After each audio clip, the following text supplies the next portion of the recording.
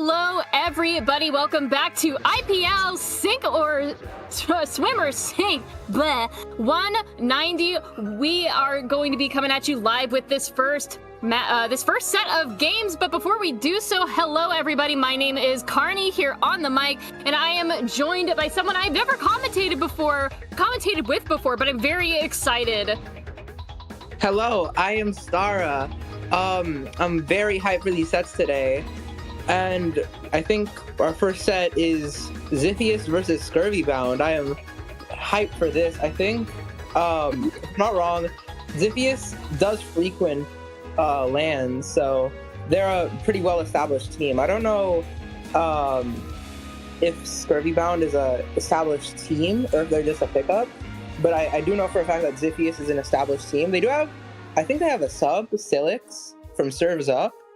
Yeah, So, I haven't seen Silix there before. I was wondering if they were a sub for Xiphias. I am also familiar with Xiphias. I have commentated for them before, actually, in the first SAC qualifiers with my buddy Dark. So it's very nice to see them again, see some familiar faces, you know? yeah, and I'm kind of hyped to see what they bring. I do remember their comps a tiny bit. I love the fact that they usually bring V-Try. We seem to be getting into it right now, so we won't have to wait long to see the comps. They do bring Silix to this match. Silix on Stamper, and they do bring Ice Posture as expected. And they're fighting Forge Pro. Interesting. Oh my god! Here. Main surprise here is a Wellstring. I did not expect that one. Interesting. A Forge Pro, a Wellstring.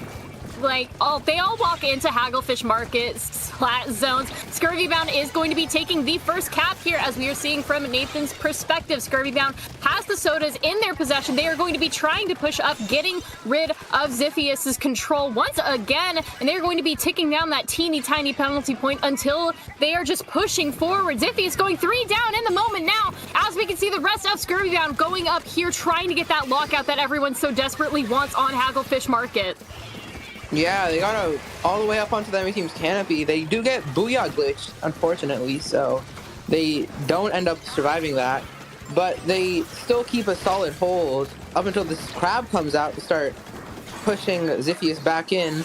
Strikes come back to counter that, but slowly but surely Xiphias still gains ground. Another one goes down for Scurvy-bound, and it's just, they're falling one at a time, and I don't think they can hold on to this. And unfortunately, it looks like Scurvy-bound's push has been stopped clean in its tracks by the members of Xiphias, giving Scurvy-bound a 48-tick penalty, which is something to work through, especially with 3 minutes and 40 seconds left on the match, as we can see here. Xiphias going to be pushing up, trying to get any picks that they can. There is 2 down on their side now, as 3 down. My apologies, as Scurvy-bound takes forth the zone in their possession once again. The tri-strikes are going to be going out any moment now, as Warrior on that slosh is doing a very good job of making sure those ledges are clean and tidy, but it seems like there is a couple of flanks coming from Xiphias moving into mid, trying to get that pick. Yeah, these strikes come out to try and hold on to what they have here, but zone will end up flipping. Silix coming out with a Zipcaster, not quite able to get one, goes down. And now Scurvy-bound has that cooler, can go back to pushing in and fighting.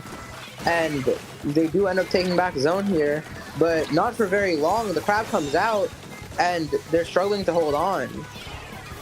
Absolutely. We can see that one of the members of Xiphias here in the very back corner here, that Wellstring is doing a really good job of staying alive until it doesn't. Xiphias has control of the zone now. They're down to the single digits of their penalty ticks, and the rest of Scurvy-bound is going to be taking that in full force. As we can see, they get that zone capped once again, 36-59 here. 2 minutes and 30 seconds left remaining on the match. Scurvy-bound is going to be going 2 down in that moment here, but they do have sodas up, which is going to be vital for keeping that zone held all the way until their penalty points are completely done for. And there they go. They are going to be ticking back down their zone, but it looks like Xiphias is not going to make it last very long, as they are going to be retaking that zone once again. Yeah, and it doesn't seem like they're going to be able to hold on to this for long, because Booyah Bomb comes out. E-Man trying to flank, not quite able to get much done, but Silix Zipcaster goes out, gets 2, and it's just the Forge Pro left. They go on this flank, get 2 themselves, but it doesn't seem like they're going to be able to do much outside of that, and they do end up going down, finally giving Xiphias mid-control for the first time in very long. Absolutely, and with that, Xiphias is going to be able to work through those penalty ticks, now going down to the low 40s in terms of their points. Scurvy-bound is going 3 down now, and Xiphias is catching up right behind him, taking the lead, and a nice lead swap for Xiphias. They have the soda buffs out. There's going to be 1 minute remaining on the match very soon, and they still have mostly control of mid, but they need to keep the rest of Scurvy-bound out of there for as long as they possibly can. But with the amount of points that Xiphias has scored in that short amount of time, it is not looking good for Scurvy-bound. Yeah, but Silix, Zipcaster finding too is going to give them some space, but it's not quite enough to keep them with the zone. And unfortunately for Xiphias, this match will continue. Scurvy-bound does get another chance to take the lead here. They've got a very low penalty. Crab comes out from Xiphias, doesn't seem to be able to flip the zone. Zuka comes out to counter it, and is able to keep the Crab at bay, but Xiphias is finally able to cap that zone again, add on a few penalty ticks. But if they can push back in here, that penalty is getting dangerously low. If they cap this here, that means an overtime push, and they don't have much to go here. Yeah, Xiphias just needs to hold this for a couple more seconds, and they go 3 down in the last possible moment. Scurvy-bound taking control of that mid-zone, pushing up, going for that overtime win like you were saying here. They need to pull out all the stops, one getting a direct on that Trizuka. Scurvy-bound is going to be keeping Xiphias out of control of mid for as long as they possibly can with that Crab coming out. Their penalty points have been ticked through, but they need to keep the zone controlled in their paint color for a couple of more seconds. That Booyah Bomb just barely capping the zone, and they win! Oh my god! What a match!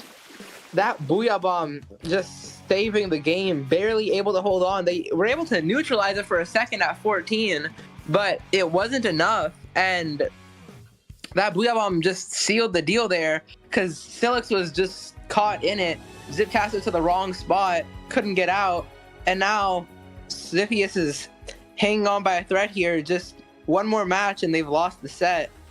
And what a match we've just seen.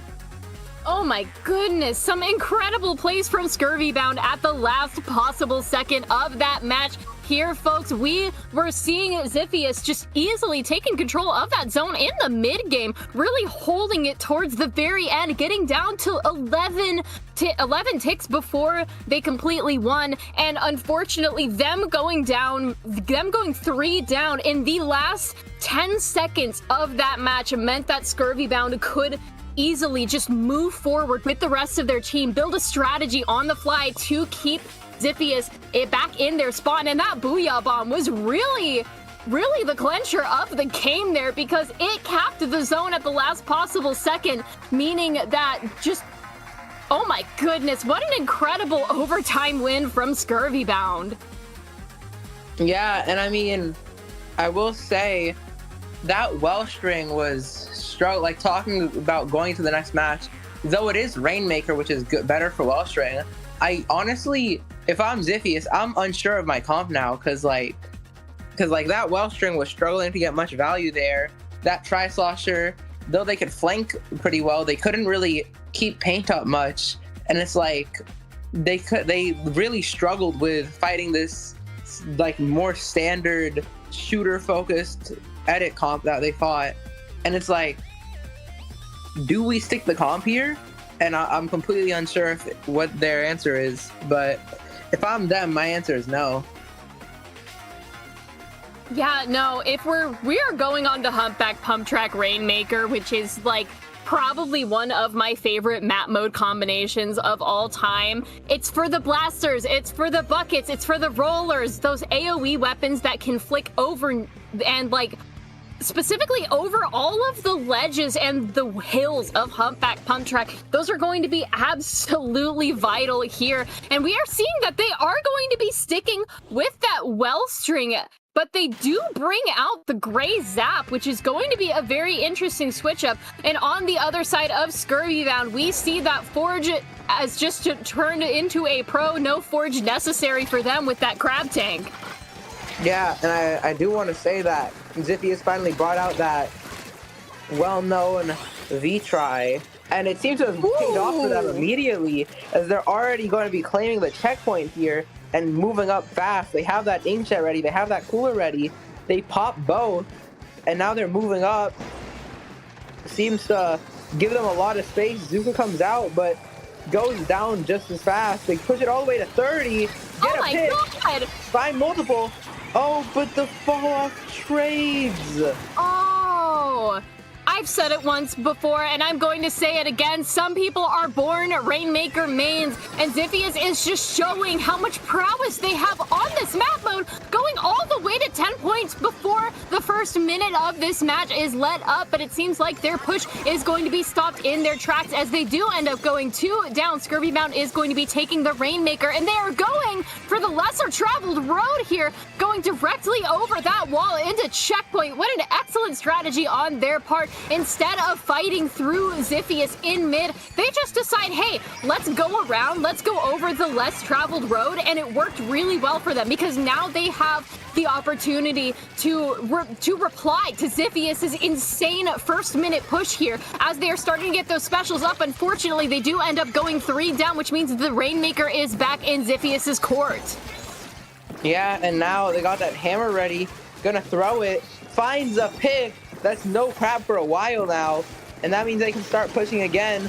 Sluggy grabbing that Rainmaker yet again. E-Man popping the jetpack, gets a pick, almost finds 2. The second does go down eventually, and now Sluggy's still able to push it up. They're looking for the KO this time, though. They get all the way to 4. They strike the checkpoint, get all the way to 1, but it's not quite enough.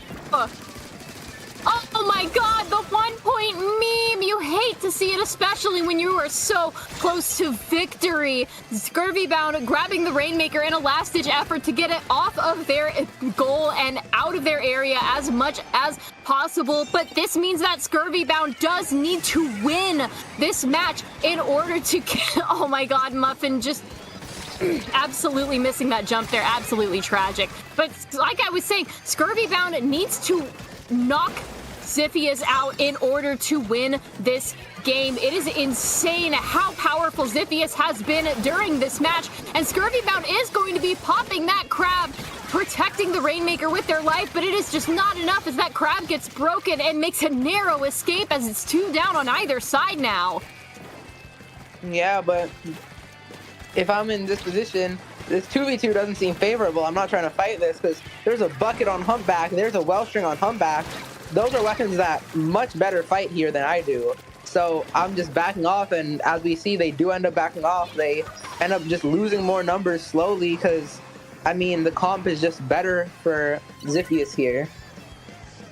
Absolutely. Sometimes you are a Splattershot pro and you are faced up against a Wellstring and a bucket on Humpback, and you just have to back off because you know they are going to be able to outplay you. That Trizuka is going to be coming out, not really finding any picks now as Xiphias has control of the Rainmaker once again. We are going to be going into the minute mark left on this match soon. E-Man getting a pick and then going down themselves as Xiphias ends up going 2 down in the moment now. Scurvy-bound is trying to get control of that Rainmaker, but it is all the way over on Xiphias' hill, and Xiphias has the advantage here. They are going to be able to pop it quicker. It is an absolute bloodbath in mid as ink of every single color is sprayed everywhere. It is unclear who's got the advantage in mid now, but Xiphias with the clear advantage in that lead. 61 is going to be going towards that goal, but unfortunately ends up going down in the infamous corridor after checkpoint. Yeah, Bomb is able to take them out, stopping them from getting a sneaky push, but we did see Silix jumping out there, which means they will keep the tri-strikes, and considering that they've got like multiple things to stall now, those strikes could be enough to kind of stop this push. Strikes aren't quite enough, but the jetpack definitely is, and they do trade the Rainmaker, and that will slow down this push heavily. We have less than 10 seconds remaining before we hit overtime. Scurvy-bound has to grab this Rainmaker and start pushing forward in order for them to get a last chance. And oh my god, it got downed by, I believe that was the gray zap on Xiphias' side. Sneaking through the chaos, taking out the Rainmaker and meaning that Xiphias is not going to be defeated here. That is right, everyone. We are going to a game 3 on this first set. And oh my goodness, what a set it has been so far. Xiphias and Scurvy-bound, both powerhouses of this tournament, just really going at each other's throat here. And our final battle is going to be on Inkblot Art Academy Tower Control, where I feel that both of the weapon comps that these teams are running are going to be vital for their success. Wait, what was the map again? Sorry. It is Inkblot Art Academy Tower Control. Oh, okay. This map is going to be interesting because I don't really see a firm, better comp here. Because Wellstring, I don't think is very bad on tower control. And Tri-Strikes love tower control, so the bucket is going to be nice here. But at the same time, Forge Pro has Booyah Bomb, another GG special for tower control. So we could see the Forge Pro return. And now it's no real comp advantage to either side. It's just whoever plays better. So I'm very excited to see this map. Absolutely. And besides, I personally just love this map a ton. I used to, and it's a bit biased because I used to play Carbon Roller, but definitely love this map a lot. So I'm very hyped for this. The both of us former Carbon Roller players now reformed to play weapons more suited to our liking. But yeah, no, these are two very good comps for this map mode specifically. Like you were saying, there are a lot of really, really good just GG specials that you can use on tower control in this map. And since we are heading into Inkblot Art Academy for this tower control showdown, it is going to be a tried and true battle of the stacks. Whoever is in control, specifically I'm thinking of that right stack, is going to have a really clean avenue into the checkpoint 2, checkpoint 3 area that the tower heads to. Yeah, and I forgot what I was saying, I'm so sorry. On another note, I will say that moving a bit backwards to the comps, I will state that I forgot what I was saying again. I'm so sorry. It's okay. You were talking about the comps. What are we looking back at the comps here? Looking back here, I will say I am very curious to see what Xiphias' cooler's option will be. Because first game, Rice Slosher for the cooler. And now, and this last game, it had Muffin on the end zap. So I'm kind of curious to see what the game plan is here. I personally feel like they would be better off running that gray zap, especially on tower control here, because while I normally would advise to go for like the Tri-Nouveau with the sodas there, I feel like, especially in such a fast pace and like just choke point heavy map that Inkblot Art Academy is, that Toxic Mist that was honestly very vital to how the last game played, slowing down the Rainmaker, is going to be pretty helpful on this map. I'm thinking of especially on bats, because once you get past that second checkpoint, bats is where you want to be. And the faster that you can set a trap in bats for the enemy team to walk into, the quicker your Rainmaker game is going to be. And I feel like Toxic Mist, especially in that area, would just be perfect for them to set up a trap, lie in wait, and then, you know, two flicks of a Tri-Slosher and you're done for. Yeah, but also you got to consider that, like, on top of that, if they do have vanilla Tri-Slosher, then they will have gray end zap, which means suction bombs, and suction bombs are incredible for putting a stop to the tower, just because how big they are and how they essentially force you to get off tower if placed correctly. I love you, suction bombs. Sincerely, a guy who plays V-Dualies. Yeah, no, suction bombs, incredible for this mode. And now you got to consider the combination of Toxic Mist, Suction Bombs. They can stall out pushes incredibly well on the side of Xiphias. But you gotta also focus on the other side. We could be seeing a Forge Pro come back, which means, oh, we're seeing 2 Suction Bombs on the side of Scurvy-bound, which means, and on top of that, you have Booyah Bomb and Zuka, and you know that's gonna be a lot to deal with for making your own pushes.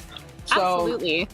you know, it's just kind of like, what do they do? And it's like both sides are gonna struggle pushing. I don't think this will be a high-scoring match. I do think that this match will be. Is it ever a high-scoring match on Inkblot Art Academy, though? I mean, sometimes it is, because I've seen sets that go to like the third checkpoint, like both sides, because both teams have great offense and weak defenses, but neither can quite KO. So it's like, it's a mixed bag, to be honest. It's not quite impossible. It's just more so I really don't think this match goes past the second checkpoint. I'm honestly not seeing it either, especially because of the strong comps and strong gameplay that we've been seeing in these past two matches. And like you said, not counting Scurvy-bound out at all. Like, honestly, in my opinion, I feel like either of the Splattershot pros could be like good here, because we have to remember that the vanilla one has Crab Tank. And Crab Tank on Inkblot Art Academy Tower is like kind of busted if you think about it. You could pop it on the stacks, on the bats, pop it on the tower, pop it on the little sculpture. What is the other team going to do? They're up against a Crab Tank. They just have to go behind it, or they have to break it in order to get past it. Yeah, it reminds me of one thing I heard Kyo say at one point. It was him saying, like, it was a video where he was watching an Inkblot Art Academy Tower game, and he said, and I quote, "If they pop crab on bats here, they just win the game." And honestly, like, with a special that like so powerful that it can just win you the game like that, like, I'd be threatened. I personally would be threatened. We do see Skillix go after Stamper, which is an interesting pick. Oh, is that an arrow spray? Arrow spray? What? That's insane. My God. Oh my god. That is crazy. Gold arrow spray on Inkblot Art Academy. Oh my god, they've already got a Booyah Bomb, but to be expected out of a gold arrow spray, getting one down, Nathan completely foregoing both of the Splattershot pros for a gold arrow spray. They want Booyah Bombs and they want them fast, and they have chosen the perfect weapon for it, because now Scurvy-bound is already at the first checkpoint, going to that second checkpoint as soon as possible. There's another Booyah Bomb going straight into bats with Silix's name on it, and Nathan, the little gremlin that they are, is still in bats. They just keep going. Yeah, this Inkjet just saved the side of Xiphias here, because they were all 5-2. E-Man clutching up there. But man, that was... what a surprise. The Aerospray found 3 off of opening. What an insane pick and insane play. But now they gotta play a bit slower. The Aerospray is gonna do now what it's most known for, and that's gonna be just farming Booyah Bombs. And welcome we see to it right here. Yeah, we see it right here. The Booyah Bomb comes out, but 2 go down. 2 go down on the side of Scurvy-bound. And it seems like we will be seeing a lead swap, finally. And now Xiphias is in the driver's seat, continuing to push. They find 1 on the Aerospray, find 2, getting the shot down. Only going 1 down here, but it seems like their push will finally die down a bit because those ink strikes coming out. That tuna on the head there is protecting bats really well. E-Man trying to get a pick, ends up getting a pick on Warrior. Silix now with that Zipcaster looking to threaten the rest of Scurvy-bound, but not really able to find much use out of it. And with Nathan and that Booyah Bomb trying their best to get a pick, it seems like we are going right back into the neutral state in mid here now, as Scurvy-bound struggles to get out of their spawn a little bit here. We can see that Sluggy has the stamp up and ready for the right time to unleash the stampy power of the Wellstring, and now is it with a stamp toss in a mid, not really finding much of anything now, but Nathan, the painting machine over here in mid, doing a really good job of keeping the rest of their team mobile and ready for another Booyah Bomb as they go directly towards those stacks, not really getting one, but getting an assist, I believe, now, as Scurvy-bound takes the tower once again, ends up going 2 down in the moment now, which means that Xiphias is going to be taking control of tower and moving back into the checkpoint 1 area. Yeah, and we do see this Wellstring, they don't get to hold down the fort really well this entire time. I haven't seen them die, like, at all, which is very good to see out of an anchor. Like, that's what you want. But they're also, like, able to find picks like that, finally going down, but not without getting the Aerospray, who has been a vital player here so far, which is just incredible for Xiphias. Oh my god, sorry, I'm still reeling about the gold Aerospray being just a vital player in this match. Nathan, you are an absolute champ for bringing that weapon into this. It is not a very far lead for two of these teams here. 56 on Scurvy-bound versus 47 on Xiphias. Scurvy-bound still has a chance to bring it together in the last 90 seconds of this match if they can get Xiphias off of the tower. That Booyah Bomb getting one down off the tower. Scurvy-bound going 2 down now as a Muffin is in bats alongside Silix there on that Stamper, doing their best as they break checkpoint 2 now. Xiphias having a sizable lead over Scurvy-bound. 1 minute remaining on the clock as they are going to be going for the gold here into that third checkpoint. E-Man unfortunately ends up going down, which means the rest of Xiphias is going to be going down as well. Less than 40 seconds left on the clock now as they are just jumping in mindlessly. Scurvy-bound finally going to be able to push that tower out of their territory. Yeah, but you see Nathan go down early, and it's looking uneasy for Scurvy-bound. They have to make quite a far push.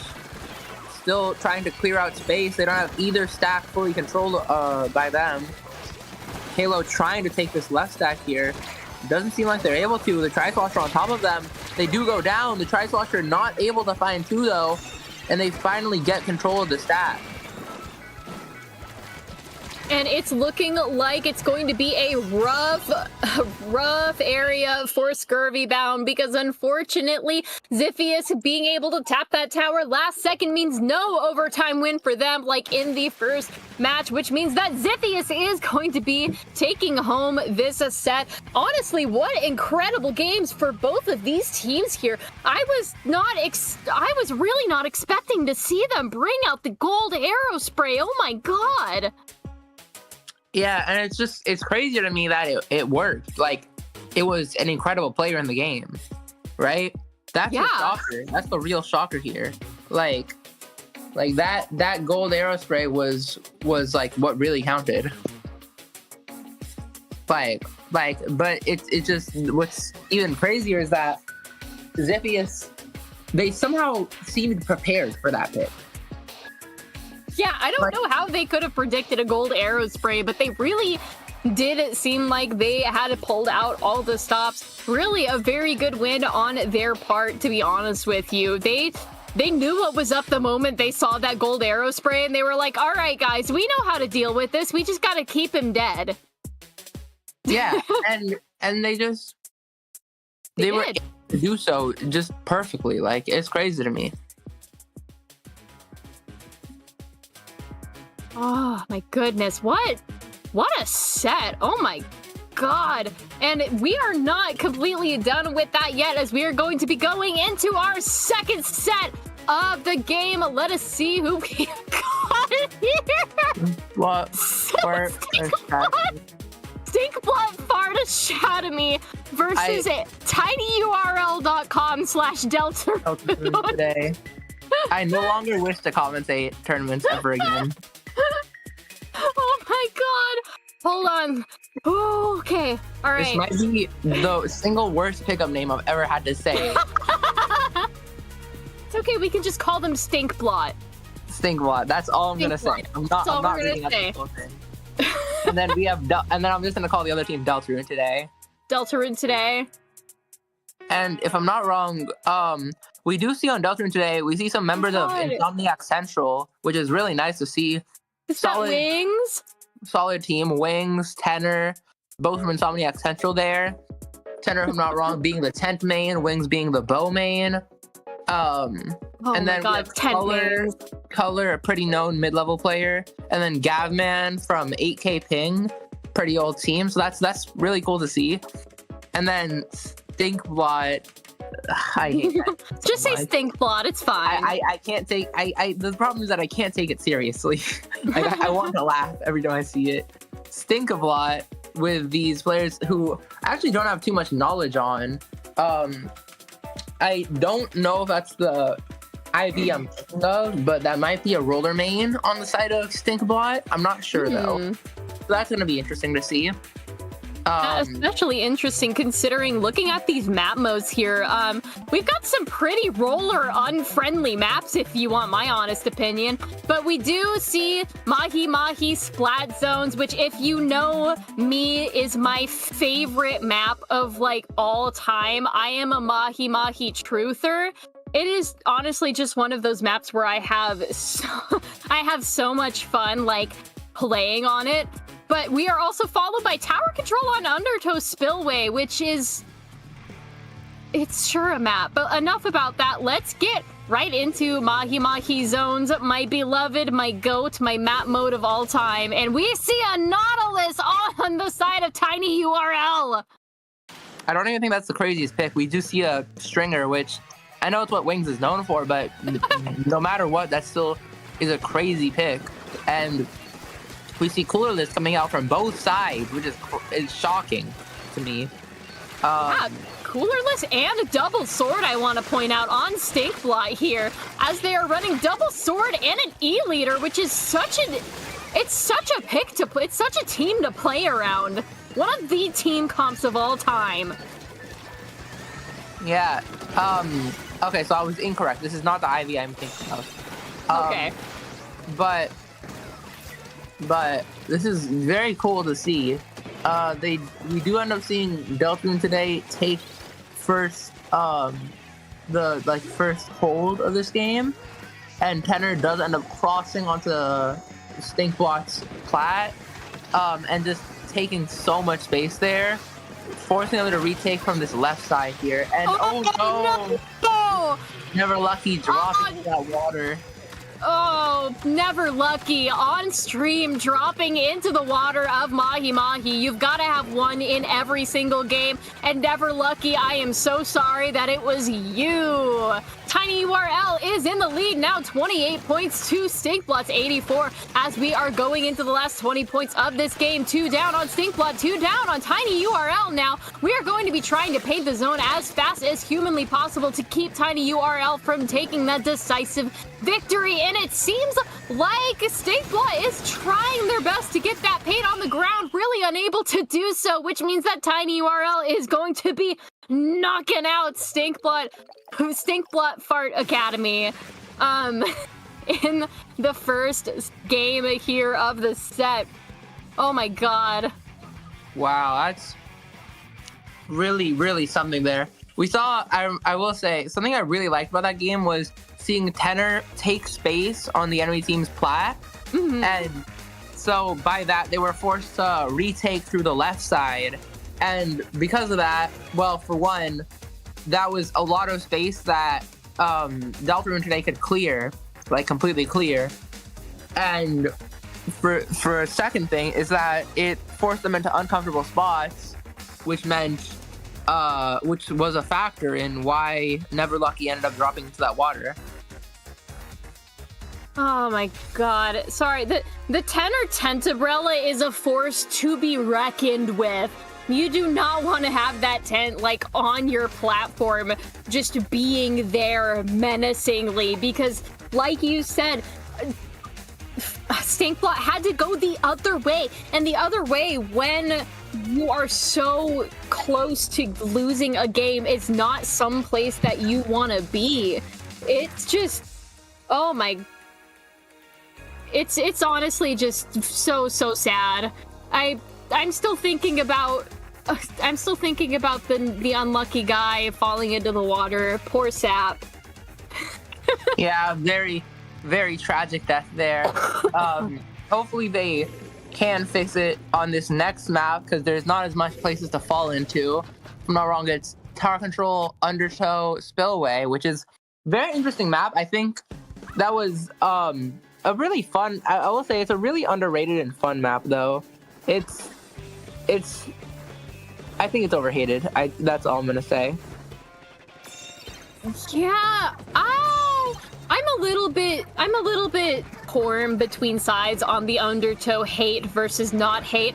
I feel personally in tower control, the first checkpoint of Undertow Spillway is completely unnecessary, to be honest with you. It's just there for like a consolation prize most of the time, because look at this, we're already at second checkpoint. Tiny URL going past checkpoint 2, just flying all the way to checkpoint 3.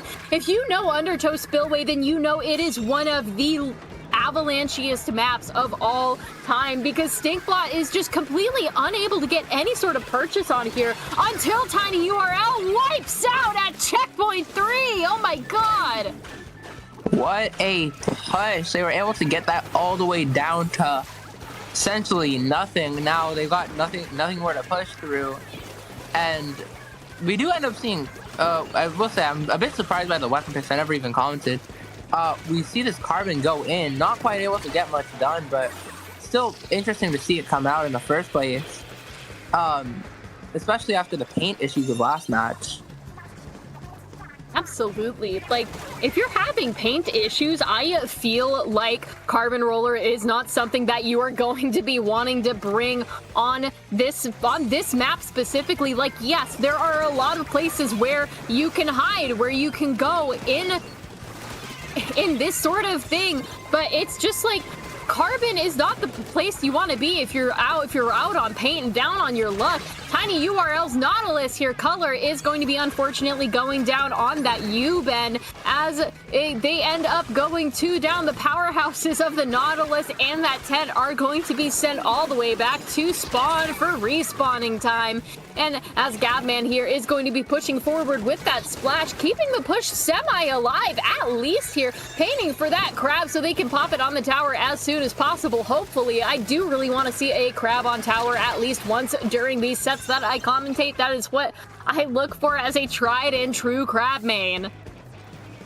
Yeah, we do see the crab go up in front of tower though, trying to buy them some space. We see Tenor going in with that crab, getting more and more space here. Ooh. Getting into their spawn. Finally settling here on their plat. Not quite able to get the pick on the shot though, and the shot will find two. Never lucky, able to keep them at bay here and able to return their team to mid finally.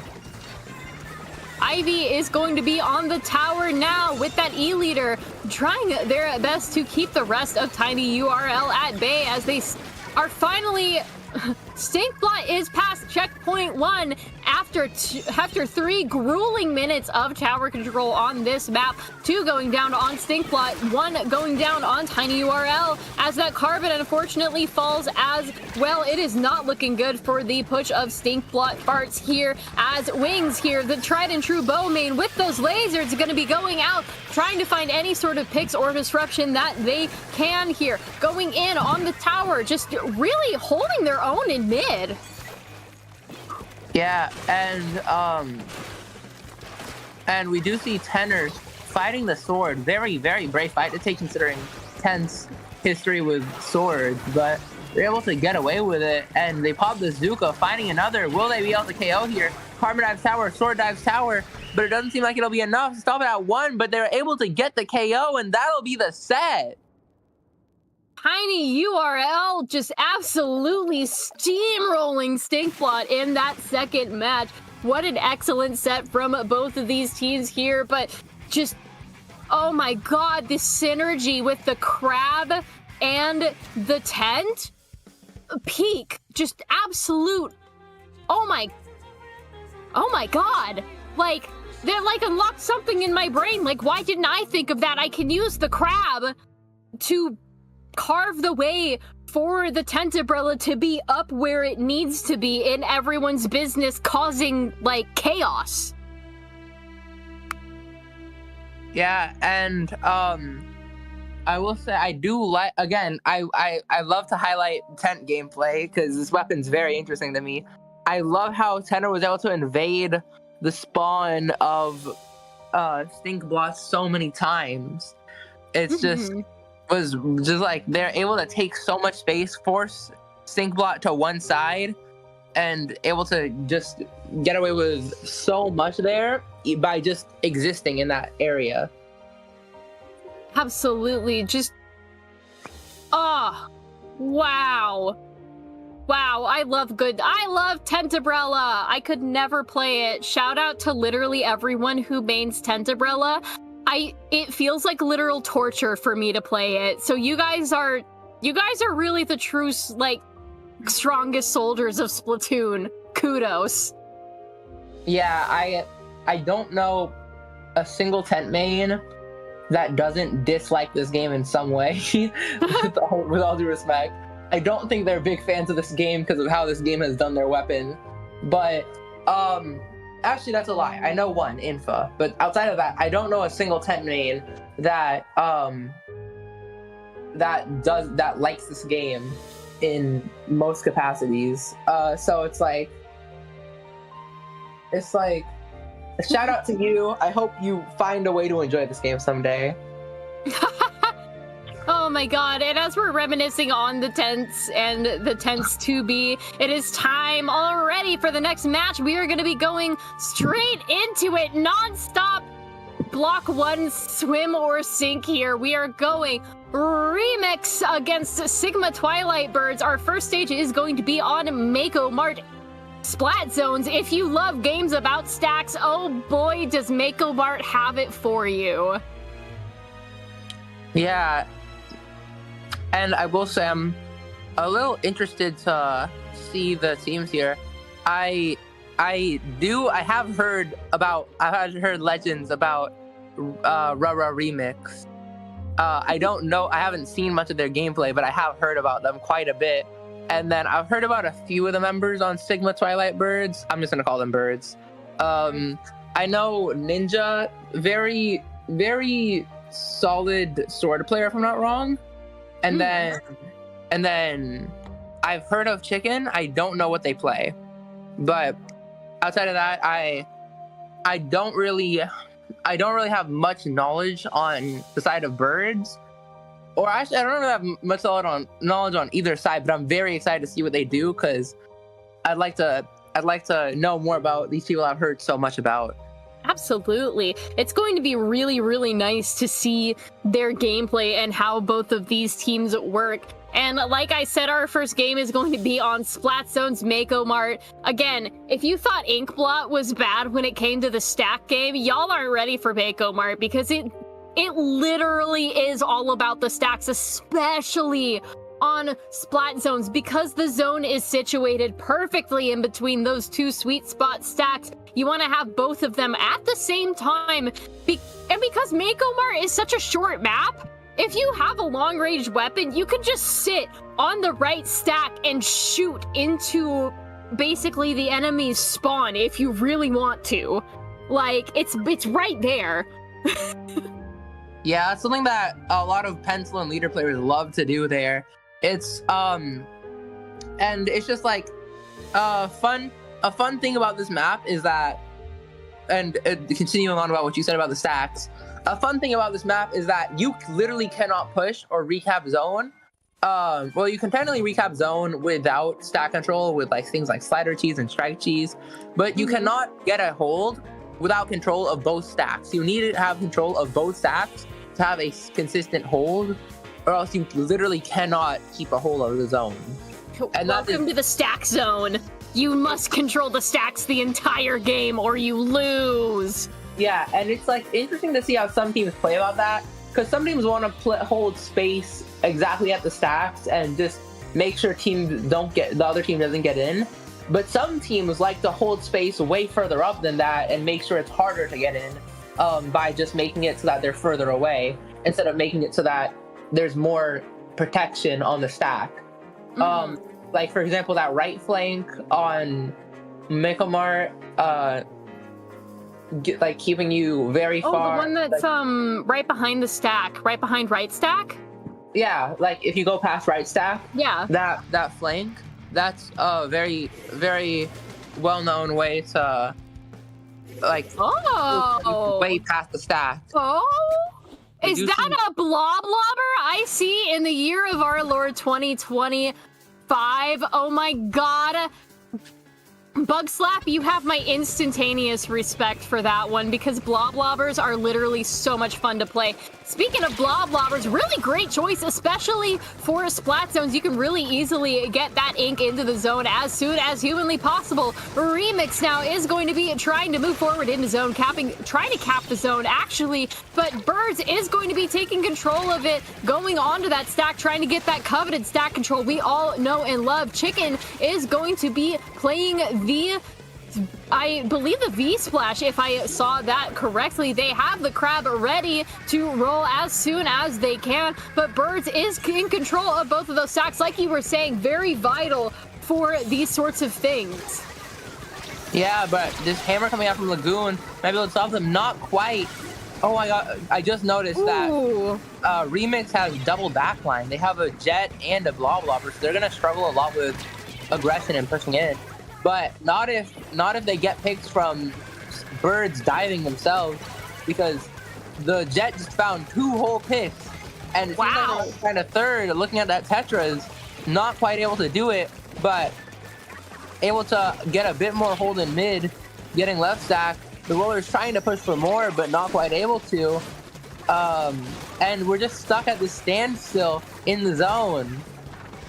I do want to point out the use of the Splat Roller on Remix's side, especially on Mako Mart. There are a lot of ledges for that roller to annoy and bother the absolute living hell out of. So excellent choice on their part. Looks like they are going to be sharking directly underneath that crab on Birds' side, trying to get a pick on the crab, not really doing much, but breaking the armor as Birds is going to be rolling in, chewing through those penalty points as fast as they possibly can. 69-32 now as Remix is going to be painting the zone at the same time that Birds is, but with Birds in more paint control, but not for long as they go 3 down now. Remix is going to be taking the zone in their grasp. Yeah, and we do end up seeing this hammer come out, not quite able to get much done.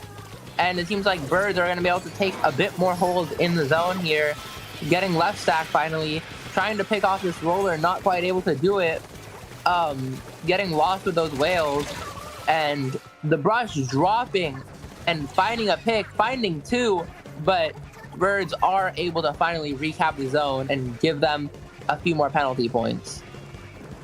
Yeah, it seems like some of the members of Birds are staggering a little bit. I'm specifically looking at the Tetris. I feel like I have not seen them most of the game except for being Ted. But Birds, despite the odds, is going to be taking control of that zone once again, fighting against Remix for control of the stacks. They easily are able to take it before that stamp comes in. They try to go behind that stamp. They take it down, and Birds is in control of the zone once again. 2 down on Remix's side as specials are going to be coming out from Birds. Again, taking control of the stacks is vital here, and they have not loosened their grasp on the zone here or on the stacks for a very long time. Those penalty points are ticked down now. We are going to be going into the teens if Remix can't take control of the zone once again. And the Xiphias is able to find picks, find value, and it just seems to be the brush left. Can they neutralize zone? Looking like it's not, because they were able to catch onto the brush's flank, and that will be the game going to Birds. That is an incredible performance I saw from that Stamper, clutching up with that zip right as they were about to lose zone. Absolutely. Gotta hand it to the Stampers who know how to play zip. There's a reason why I play Vanilla Wiper sometimes, and it's because it doesn't have zip caster. The math is just mathing in a way that I don't understand, and that Zipcaster was mathing perfectly to get that zone just underneath their control. But enough about that past game. We are going to be going into Rainmaker, Museum de Alfonsino Rainmaker, in fact, which is another really, really good Rainmaker map, in my opinion, on par, if not a little bit lower than Humpback Pump Track, in my completely honest opinion. And if you're still with me, it's not about the stacks this time, it's about the spinners. Especially the spinner close to first checkpoint. Because if you can do the jump onto bats, then you've basically won the game. Yeah, that is a very hard tactic to go for. because there's things like Pencil usually watching that very hard, right? However, we're seeing 2 comps without Pencil, one of which being backless. So that's very well something we could see. And on top of that, we got 1 comp that's a complete dive comp. You have the sword and the dually, so it's a dive comp. Like, that's how that works, I think. So, you know, we could just see a quick rush down to what? A very low score, like into the 10s, into the teens, into the single digits even, just because of how fast these comps are. We see Carbon Roller coming out, Carbon Roller Brush versus this shot finally, switching off the 52 gal here. I do want to point out that while Birds is running backless, like you said, Remix is running double backline, so I think Remix might have stolen one of their backlines to use for the set. Birds is going to be taking the first pop as they move into mid now. The Bloblobber on the place exactly where they want to be, lobbing blobs into that mid, trying to keep Birds out of their area, and it seems to be doing very well so far, as none of Birds have really gone for the Rainmaker just yet, because they are threatened from every single side by yellow ink. Yeah, they're really getting out-painted here, because they don't really have the painting range that that Remix does. But that Xiphias is able to find 1 pick, not quite able to find 2, but able to get them a bit of space as the Tetris jumps in, trying to find some value, not quite able to. The brush finds yet another, and that means that they'll finally be able to push Remix, and they won't be able to take the checkpoint. Unfortunate. They do end up going down there on the plat. 3 down now on Remix, as Birds is going to be taking this opportunity to grab the Rainmaker chicken. Now going to be moving forward along the path, but they are blocked in their wake by the brush, the killer brush from Remix's space, as they are literally everywhere all at once, just brushing brushily all over the place, and good for them. I love seeing that aggressive brush play that you'd really love to see, especially if you're, you know, like Remix, say, with the aggressive brush. They are going to be picking up that Rainmaker to prevent Birds from grabbing it. Unfortunately, Remix does end up going 3 down now. It is now Birds' turn to take the lead. How did they end up taking the lead there? They didn't even get it past the checkpoint. I'm kind of... What? I'm very perplexed. Hello? I'm confused. Wait, did anyone else see that, or was that just me? Oh my god, Remix didn't break check. I was so confused. I was like, I thought Remix had broken check. No, they actually did end up going down before they broke check. Remix, having the Rainmaker ending up going down in an opportune spot. Please ignore the fact that I cannot focus right now. I am so sorry. I got confused because you were confused, so it's okay. We do see the Xiphias coming out, baiting out the brush, trying to find the pick, not quite able to, but able to force the brush to drop and retreat, which does stall a bit of time. And now we do see the slider coming out, the zoo coming out, the crab coming out. They pop all their specials. They have to get some value here. But that hammer throw comes out, barely blocked by that sign, and the brush will finally go down. That unkillable, nigh unkillable brush on Remix just going down. Unfortunate for them, but really fortunate for Birds now, because they are going to be taking the platform, the mid, the spinner, all of those vital areas that you want to be seeing taken into your color. They unfortunately do end up going 3 down in the moment. Now Remix is going to be moving up into mid, going for that Rainmaker, popping it right down there on the podium. 2 down on Birds still, as the rest of Remix is going to be trying to get as many points as they possibly can. We are looking for a potential upset here. They unfortunately lose the Rainmaker 5 points beforehand. The Lagoon is trying their best to keep the rest of their team going. They just need to push it a little bit further, but they keep jumping in and dying. Yeah, well, we see this Bloblobber able to consistently pop the Rainmaker. They're trying to cheese for a few extra points. Doesn't seem like it, though, as the Bloblobber finally goes down. And it will seem like they are able to clear that out of their plat. Probably just breathe a huge sigh of relief now, and they're immediately back on the offense. Yeah, immediately back on the offense, and being taken out by that blob lobber is unfortunate. Birds goes into a wipeout as Remix is going to be taking the Rainmaker in the last 30 seconds of the match. They just need to get it a little bit farther. They unfortunately end up going down. Water here is taking care of business as Remix still has the Rainmaker in their possession. They need to formulate a plan and get as many members of Birds out of their hair as possible. There are no specials on the board right now. It is just the lone bug slap with that Rainmaker going in, and it's looking like they take the lead. 27-35, 5 seconds left on the clock. Remix doing a very good job of getting that Rainmaker as far as they possibly could, but they are not out of the clear yet. Oh my god, they are. They are. That was an insane push. That wipeout from Birds was not expected. We saw them rushing in so fast, and then suddenly 3 were down. It was just a Stamper left, and then the Stamper goes down. Not much you can do there except watch as your lead goes away. And man, that was an incredible job by Remix there. Oh man, I saw the blob go for the Rainmaker, and I was like, okay, this is it. Like, I'm ready for it. And they just fought through blue ink flying everywhere just to get that victorious lead swap at the last possible second. Birds wasn't able to just it looked like they were going to be going for an overtime push, but the rest of Remix converged on them and just immediately destroyed that Rainmaker, which means that we are going to be going into another game of 3 in this set. It is Tower Control Hagglefish Market. Probably the bane and the boon of some people's existences out there. Yeah, I'm very interested to see what happens here, because this is a very, I don't know, but this is a very interesting map. You said Tower Control Hagglefish, correct? Yes, I did. Yeah, very interesting map, because this can be a fast map, don't get me wrong, but this can be so unbelievably stally that if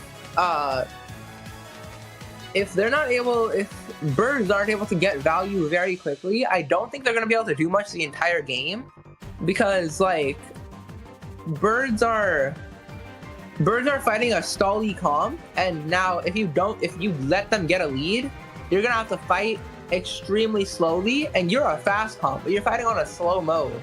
Fighting on a very slow mode, you have to wait for that tower, you have to wait for so much, and with a blob lobber and a C-Jet stalling you, there's not much you can do except just lose the match. Jeez, especially on Hagglefish too. I can see it now already. The C-Jet's going to be taking the glass, protecting mid with the insane range that the C-Jet has, you know? And Blob Lobber is going to be looking for the sides of the map to prevent any stray flanks from coming through. I can see it in my mind's eye already. That is the ideal situation to me. They are sticking with the same comp here. Actually, no, I believe they have swapped from the Carbon Roller back to the Order Replica Roller, which has the Curling Bomb and the Bubble that we all know and love. Looking like a little bit of the same here. We've got on Birds, 52 Tetras. They've got the Splash Neo, I do want to point out, which has those Vital Tri-Strikes that they are going to be looking for. And speaking of, Chicken is going to be popping those Tri-Strikes now as the Birds is going to be moving into mid, going 2 down now. And Remix does have the chance to take the tower and move it a little bit further to counteract the small lead that Birds had. Yeah, and we do see we see the Roller getting a trade there. Bubble is up and wasted, but so is Zipcaster, and the Stamper's just trying to find something here.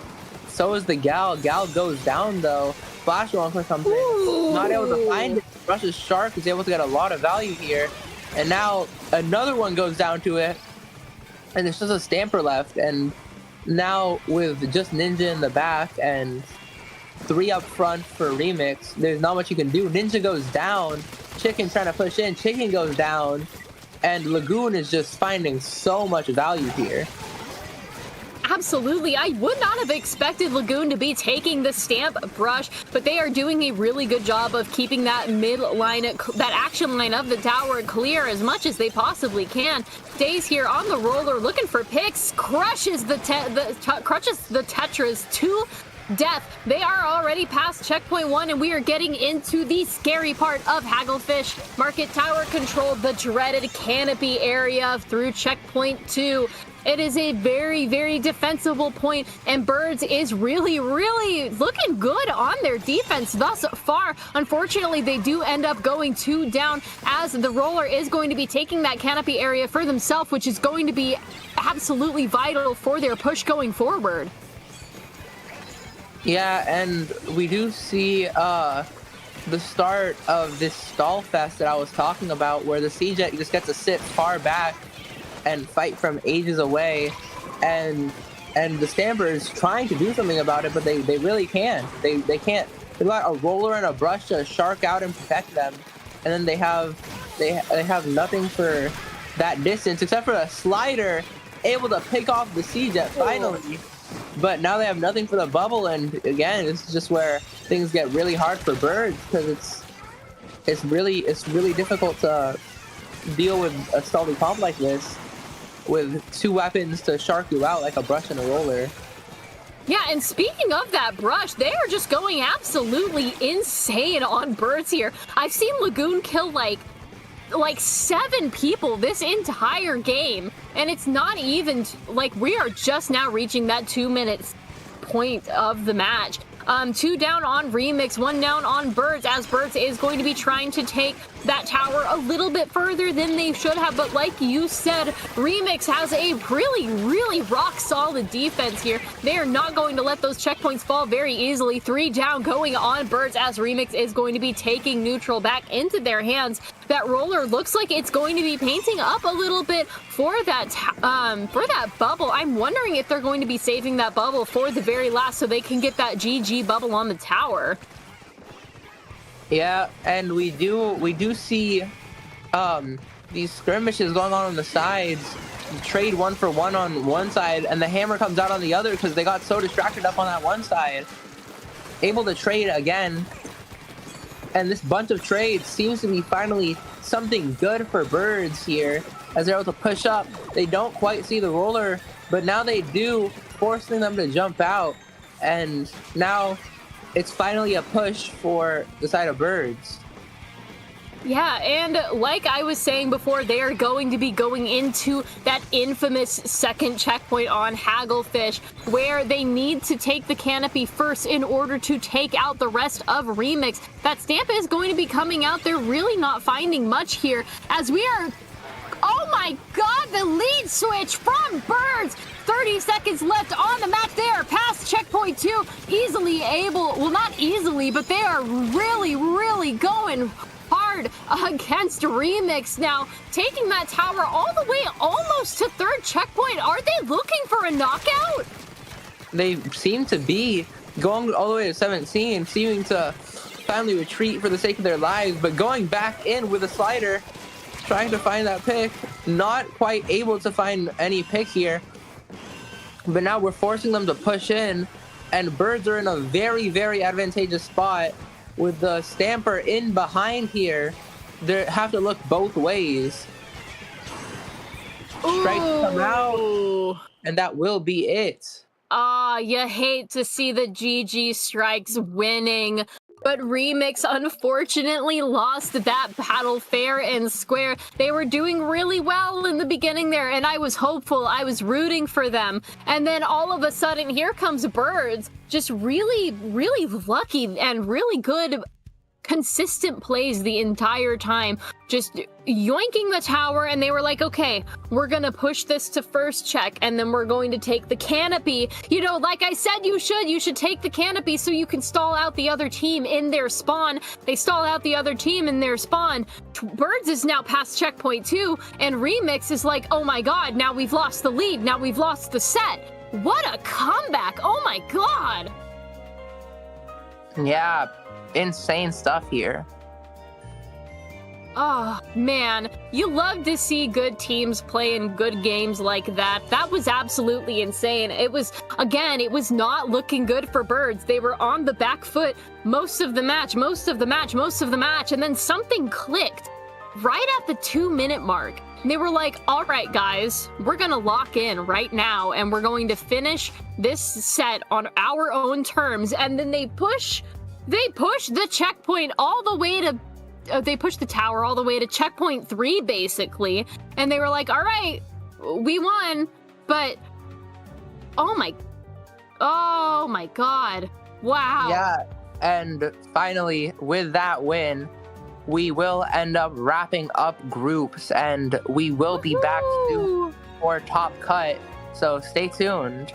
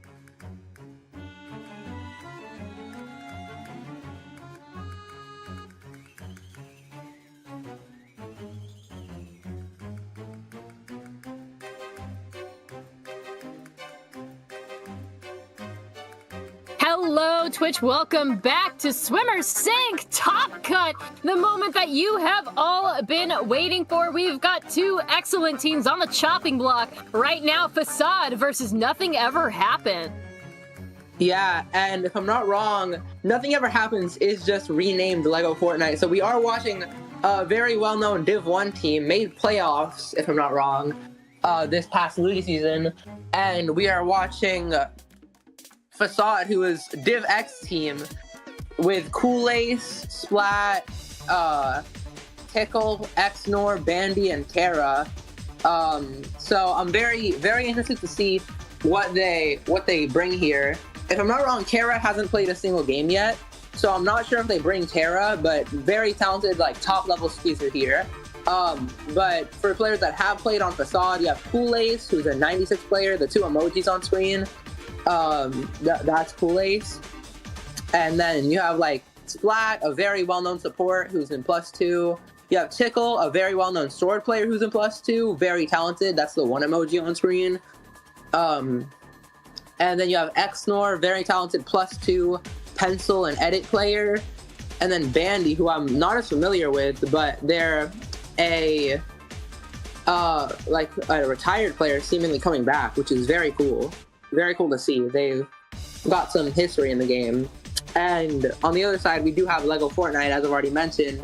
Euler, Kiki, Josiah, Sunny, and Hayden. Some very talented teams. And if I'm not wrong, we are opening up on zones on Hagglefish Market. Very excited to see that. Hagglefish Market zones. We love it. We love to see it, or we hate to see it. I don't know. I'm not you, but I am personally a Hagglefish Market zones fan. A very, very solid map all around. You've got the glass for those long-range weapons and backliners to stand on. You've got the flanks where all of your flanky things go. Take it from me, I am a professional. I know what a flanky thing is. We are going to be going right into the match. Maybe if it loads in, and it loads in. Let's see those weapon comps. We've got a sword, a blaster, a pencil, and a splash. Alongside the pencil, the Zimmy, a shot, and a slosher on the side of Nothing Ever Happens. And both of these teams are going to be exploding out of the gate, heading directly for that mid-ground that they love to be in, as Nothing Ever Happens is going to be taking first cap of the game now, getting those points down to the 90s. Yeah, and to go down immediately to this crab from Splat, you see Tickle trying to move in here, having that hammer ready, popping it, throwing it, not quite able to find the pick on Kiki, but Kiki does end up going down eventually. Kool-Ace diving in with that splashdown, finding the trade on Josiah, and now you just got Splat playing slow, being able to keep this hole now that they've taken so much space. And Facade has the lead here. 4:15 left on the clock, 59 and counting versus the 89 on Nothing Ever Happens. We see that Zimmy in the bubble unfortunately does end up going down, as again the rest of the Facade are going in hard and fast, just making sure that Nothing Ever Happens cannot get out of their spawn as much as possible. But Facade ends up going 2 down in the moment. Nothing Ever Happens, giving them a nasty 55 tick penalty as they move into zone, getting rid of that tiny penalty point buffer that they had beforehand. But unfortunately, the rest of Facade is catching up to them, as we can see those flanks are coming, and they are coming quick, as Facade is putting paint on the zone and ends up getting back in control of that zone, working through those penalty points. Yeah, and we do see Sunny here popping that cooler, trying to snipe the head off the crab. Will get the pick onto Splat. What a shot there. We see Kool-Ace poking from underneath here. Sharking here. They don't seem to find him. And then he's just able to slowly push back in. Going for it now. Splashdowning. Finding no picks with the splashdown because Kiki's able to jump out in time. But they're able to pincer this team here. And finally, not capping zone somehow. They're able to hold on still. Kiki sharking under this little canopy. Oh my god.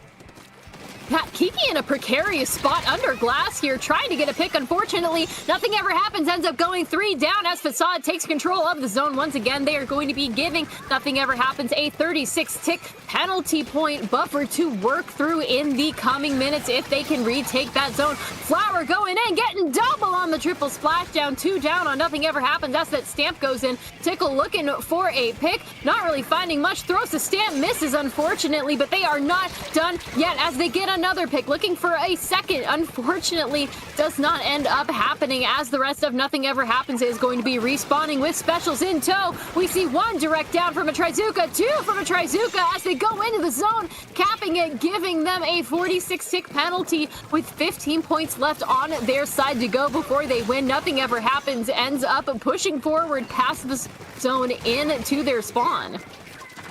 Yeah, and we see this bubble coming out from Oil, trying to keep a hold onto the zone here, and seems successful as Tickle can't really do much. Tickle can't really get in. Is a bit isolated on that left side, able to slowly but surely crawl their way out, and they're able to finally push back in with his hammer. Not quite able to find picks. Splashdown comes out, not quite able to find picks. They need to hold the zone here. Only 1 pick left to get lead, and they find it. And that's the lead swap going to Lego Fortnite, or Nothing Ever Happens. Oh my god, Nothing Ever Happens, getting that nice lead swap in the last couple of minutes of the match. They are down to the single digits now, 3, 2, 1, and that is game! First game of the set going to Nothing Ever Happens in an explosive lead swap, and just absolute tablecloth right underneath the silverware moment for Facade, who unfortunately ends up going 0-1 against Nothing Ever Happens in this first game. What a very good, very explosive first match from both of these two amazing high-level teams. Yeah, it was quite something to watch there. We constantly saw Kiki going in and getting those picks with Zuka. Incredible shot there. We saw Tickle with those flanks constantly applying pressure. It was just the most, just if you blink, you'll miss everything gameplay you guys are seeing. Very explosive, very quick, right at you. And I'm curious to see how fast this goes on tower control, which is a much slower objective than zones, considering zone you can leave alone and tower you just kind of gotta go with. I'm very curious to see how this goes. Do they force space in front of the tower, or do they take it slow, chill a bit, and relax the gameplay? I'm very curious to see what they do.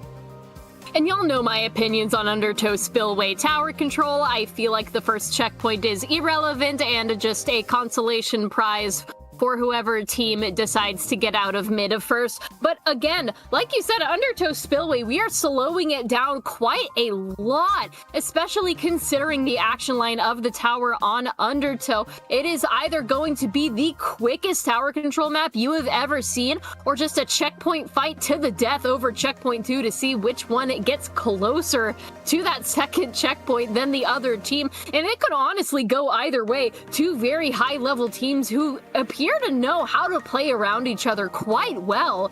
And honestly, I'm not biased towards either side here. It is just looking like either team could just snag this victory easily. But again, it's Undertow Spillway on tower control, so we could also see the checkpoint fight of the century. 5 minutes of nothing but checkpoint 2. Wouldn't that be something, guys? Let's get right into it. But we do seem to be getting into it. We'll be able to see our comps in just a second. And we will end up seeing the edit coming out. 52 gal from Kool-Ace, and the range blast coming out from Kiki. Very interesting. And we see Splat going on a shot, and Tickle sticking the wiper, Sunny sticking the pencil.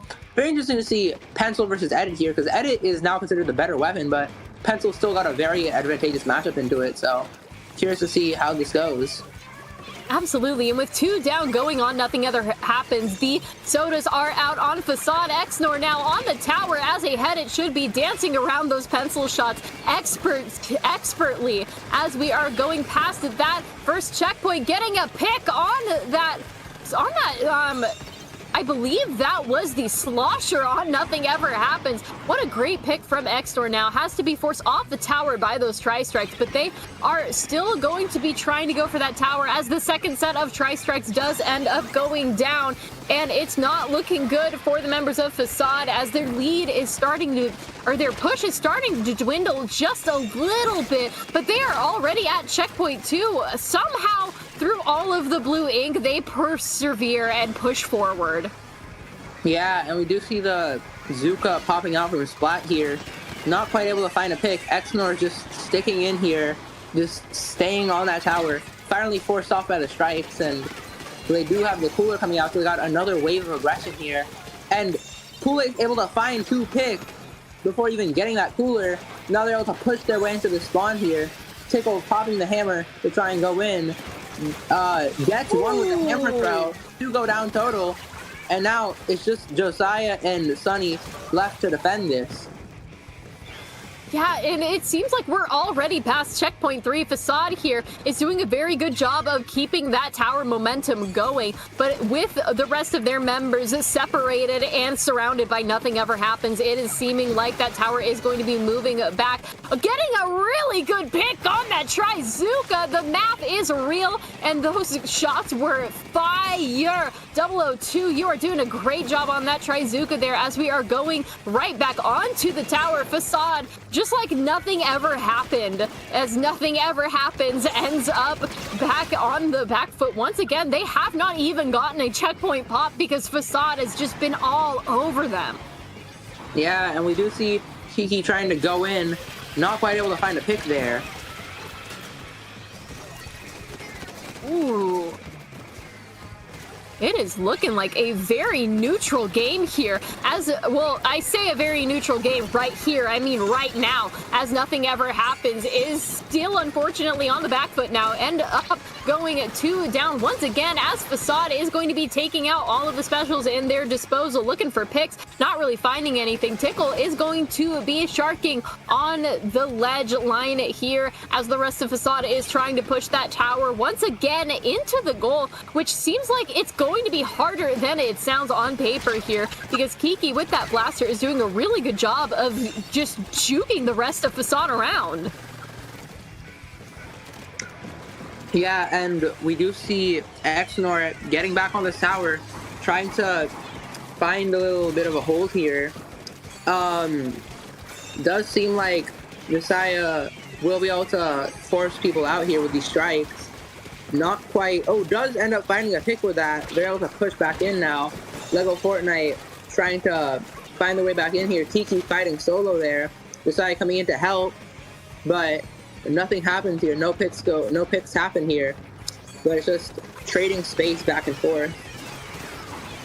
Well, Nothing Ever Happens. They really have a very good name for this kind of situation that they found themselves in. They finally end up taking the tower and are at checkpoint 1. The consolation checkpoint is within their grasp as Facade ends up going 3 down in the moment. Less than a minute left. Nothing Ever Happens has 2 specials at their disposal. They need to use them in moderation and carefully because they've got a long way to go before they are able to snag that lead from Facade. Getting past second checkpoint now, they are once again they are doing a very good job of being on the front foot now, going past checkpoint 2, making sure the rest of Facade is out of their hair and out of their sight most of the time. Josiah doing a really good job of threatening those ledges. They end up losing the tower though. Less than 30 seconds left on the match before this match is called in Facade's favor, but that lead gap is getting closer and closer and closer as Facade goes 2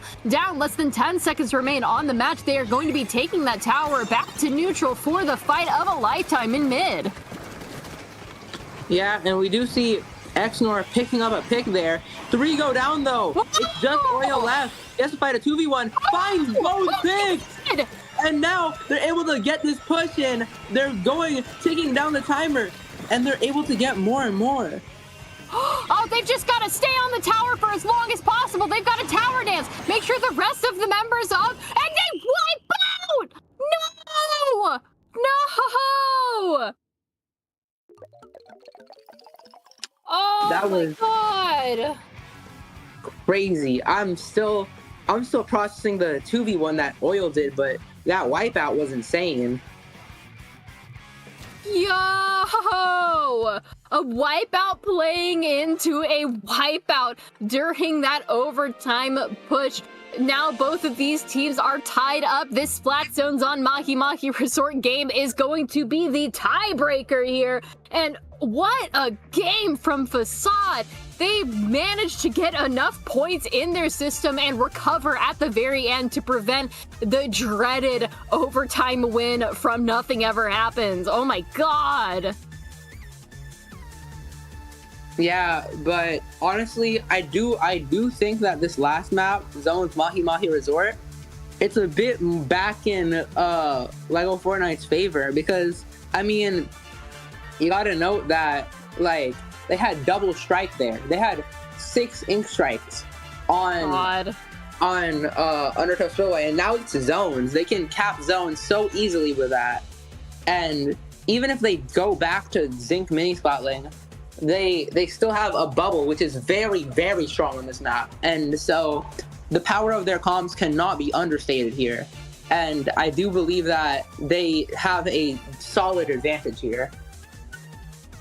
Yeah, really solid, like you said, solid advantage, but also with the way that Facade played last game, just very good looks for both of these teams right now. And as we are going straight into this Splat Zones map on Mahi Mahi, as you guys know, this is my favorite map to play on and just to exist around. Coming from a dualies main, that must be kind of surprising, but you know what? We're here for it. We are seeing those comps. The Zimmy is back, Oiler on that Toxic Mist rampage there. As we are looking at Facade's comp, nothing much has changed. We are still on the head, but I do want to point out we have Tri-Strikes on Facade now with that Neo Splash. Facade ends up going in control in the first couple of seconds of the match with a very, very clean cap of that zone. Yeah, we do see the cooler coming out from Xnor. They're able to start, like, looking forward. Xnor almost going down to Sunny here. Sunny trying to find a pick desperately. Kool-Aid staying alive in that corner, not able to live for too long, though. Trading out with Josiah. And Splat does eventually go down on that Neo Splash. And it's just Tickle left with the hammer, not quite able to find a pick. And it seems like Lego Fortnite will get the first hold here. Yeah, they do end up grabbing the lead from Facade, 65 to 87. Now it seems like Facade is on the back foot in this match as the map is going to be changing right now. Flower here on the front lines trying their best to get control of the zone as they paint alongside Tickle with that stamp. 2 going down on Nothing Ever Happens as Facade takes control of the zone in mid. They are going to be working through those penalty ticks and they begin to count the zone down, but Nothing Ever Happens has the sodas out. They are ready to stop this push in their tracks. We see the rest of the members of Facade up in Nothing Ever Happens area, preventing them from getting into mid as much as they possibly can.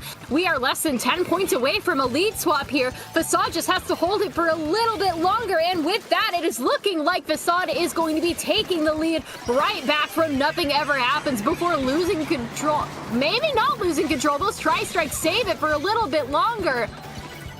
Oh my god, and 2 go down on the side of Nothing Ever Happens. And Splat almost finding the pick on Josiah. They're able to hold the zone here. If they can keep it here, they could keep it for a KO. And they do. They just need like a few key picks, and that could be game. I'm not even sure how they're holding the zone for this long against 6 Tri-Strikes and all of the paint on Nothing Ever Happens. But just as I say that, the Commentators curse does end up kicking in. 1848 now, Facade in the lead, 60 penalty points to their name as we see the members of Nothing Ever Happens is going to be jumping out now as Facade takes control of the zone. Tickle looking for picks, not really finding any here, but Facade needs to work through those penalty points before they can start scoring again. That leaves it Nothing Ever Happens with 2 down. Xnor doing the man's work here, just absolutely kicking butt over here on the zone. The bubble is out for the Zimmy to hide in, and it seems like Nothing Ever Happens is in control once again through the bubble power and the power of those Tri-Strikes. Oh, but Kool-Aid's the shark here, trying to find a pick on Kiki. Looks like it's not going to, though. Kool-Aid does go down. and now they're able to strengthen this hold here with Facade being 2 down. Absolutely. A very, very good foothold indeed, as Nothing Ever Happens is looking to lock Facade out of their map and into defeat, as they are going to start ticking down those penalty points to the single digits. Nothing Ever Happens, 2 down on Facade now, as Nothing Ever Happens and the Zimmy on Hoyle is going to be popping that bubble, holding that zone as much as they can, but the Tri-Strikes are going to be coming out from Facade. The zone is almost within Nothing Ever Happens grasp. They just need to keep the zone in their control, and Facade ends up popping it in their direction, giving Nothing Ever Happens a 42 tick-up penalty to their name, as Facade is still in the lead, less than a minute and 30 seconds left in this explosive final match. Insane here. Josiah with the most insane flick to pick off one, but goes down to Kool-Aid's here, and it's just Sunny left on the side of Lego Fortnite. But they aren't doing to lose space here. They still keep their flat, and it's just all reliant on Facade to keep it past this penalty. They just need a few more points, a few more ticks, and it seems like they will be able. No, they will be able to start ticking down their timer. Just a few ticks left. 10, 9, 8, going crazy. Like, so many picks happening, trade after trade after trade. But it finally flips in the favor of Lego Fortnite. And Nothing Ever Happens. It manages to flip the zone in their favor as they begin to work through those penalty points. 10 seconds left on the match now. Facade has to get it together. They have to go into that zone and then just cap it and keep it there during overtime to make sure that they are going to be winning this. And as overtime begins to start, specials are going to be coming out from both sides now. It is a special mayhem in there as Paint is going over the zone as much as they possibly can. It is just a fight to the finish. 2 go down. It's 8-11 now. Overtime. 2 on either side are down, and it's just paint after paint after paint. And with that, oh my god! Oh my god! It's over. Facade wins. Oh my god! What an ending! Holy crap! Oh my god! Oh, I was ready for the upset.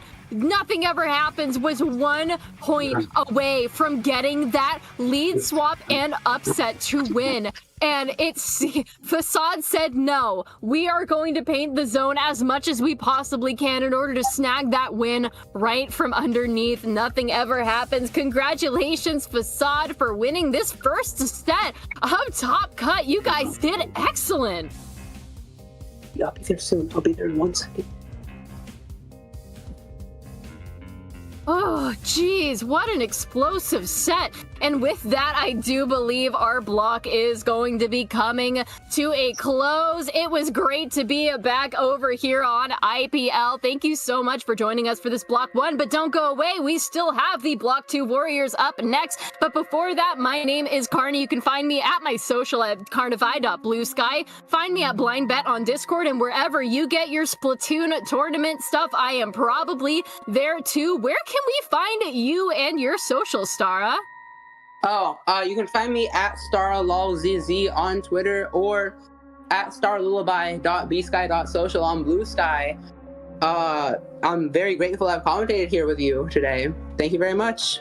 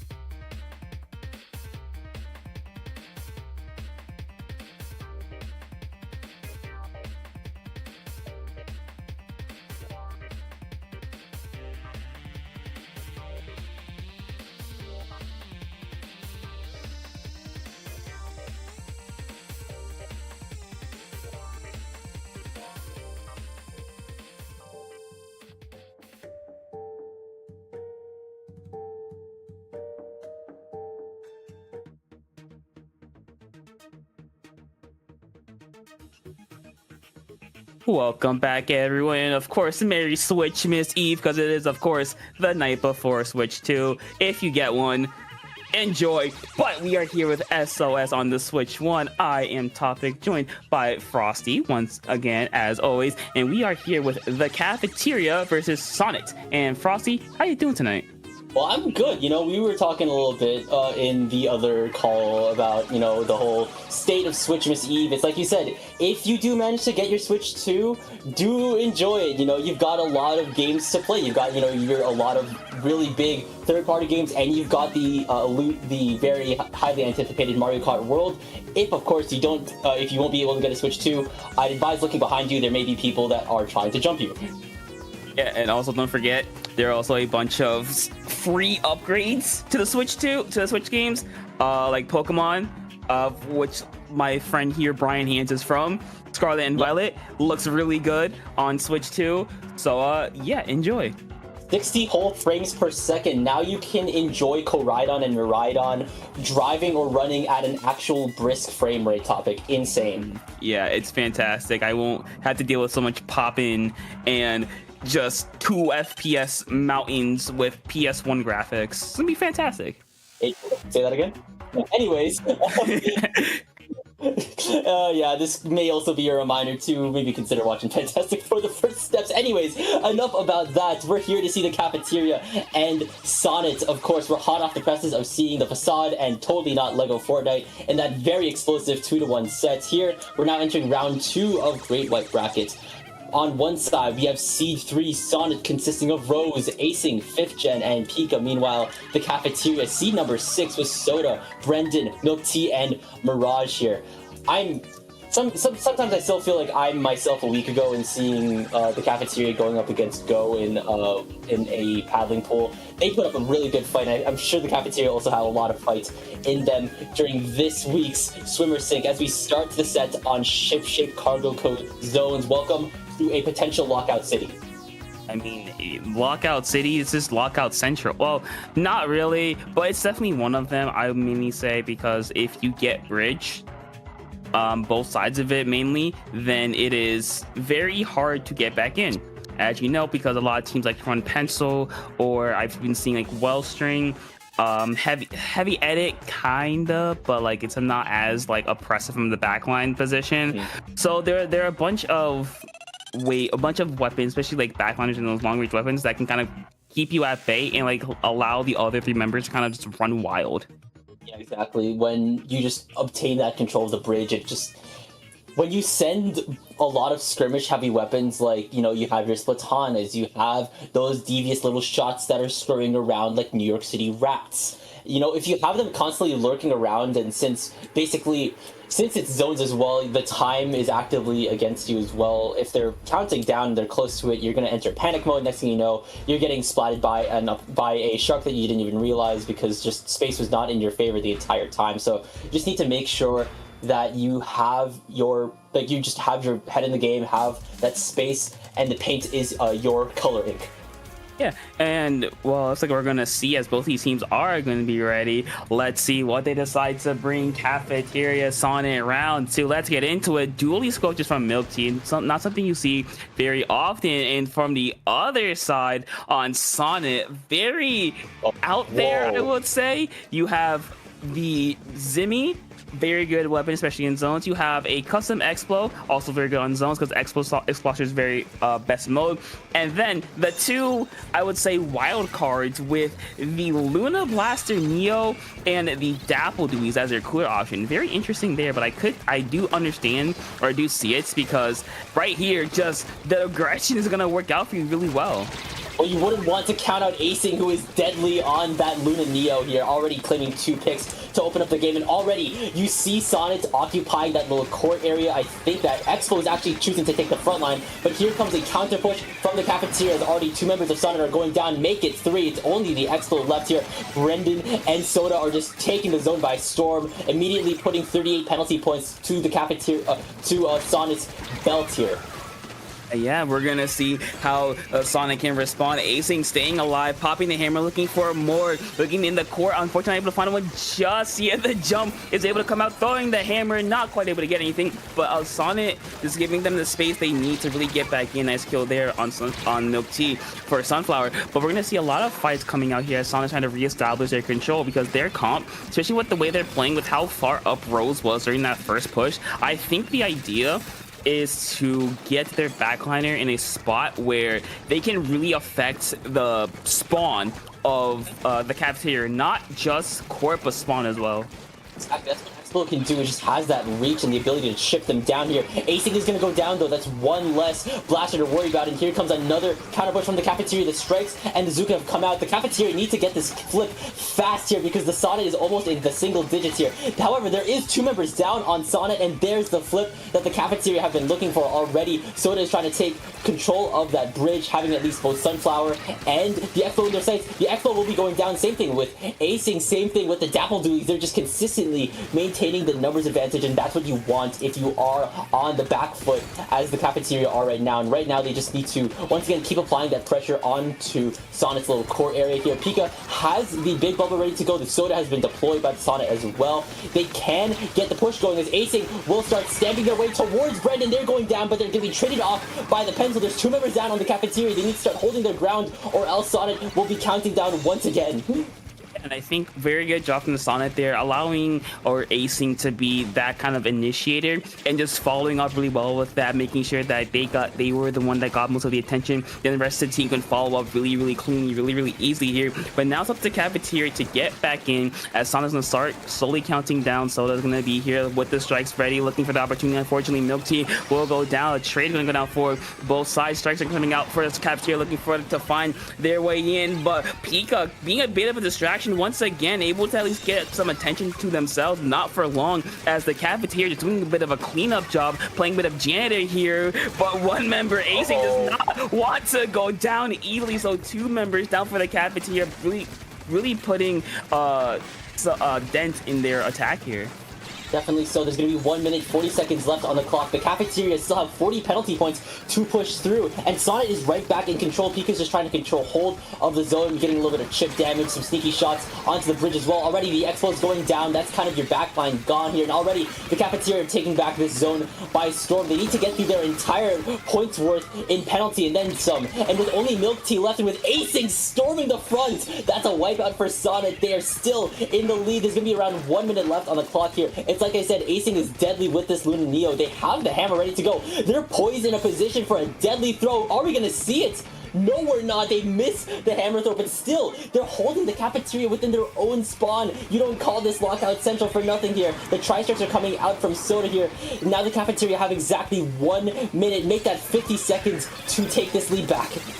They're trying what their best to do. Sonnet's through their penalty points. Pika's gonna go down. The Cafeteria storming through. Acing, though, keeping themselves alive, getting one, looking for even more. Not quite able to get the one without getting a trade. So the Cafeteria will hold on for will hold on past Sonnet and start to be able to get through their penalty points, but not for long, as Sunflower again with these flanks, these constant ways to get the Cafeteria looking away from zone. It's working out really well for Sonnet, as you can see, as they're able to hold back or get back to zone. Not that far after the Cafeteria had it, but as they enter the final 10 seconds of the game, if you're Cafeteria, you need to get in there and you need to make sure that Sonnet has no way in. You gotta make sure that you keep your eyes on those frontliners who are the biggest threats to you, and that's a good start. 3 members down, and Cafeteria are gonna be out of their penalty points.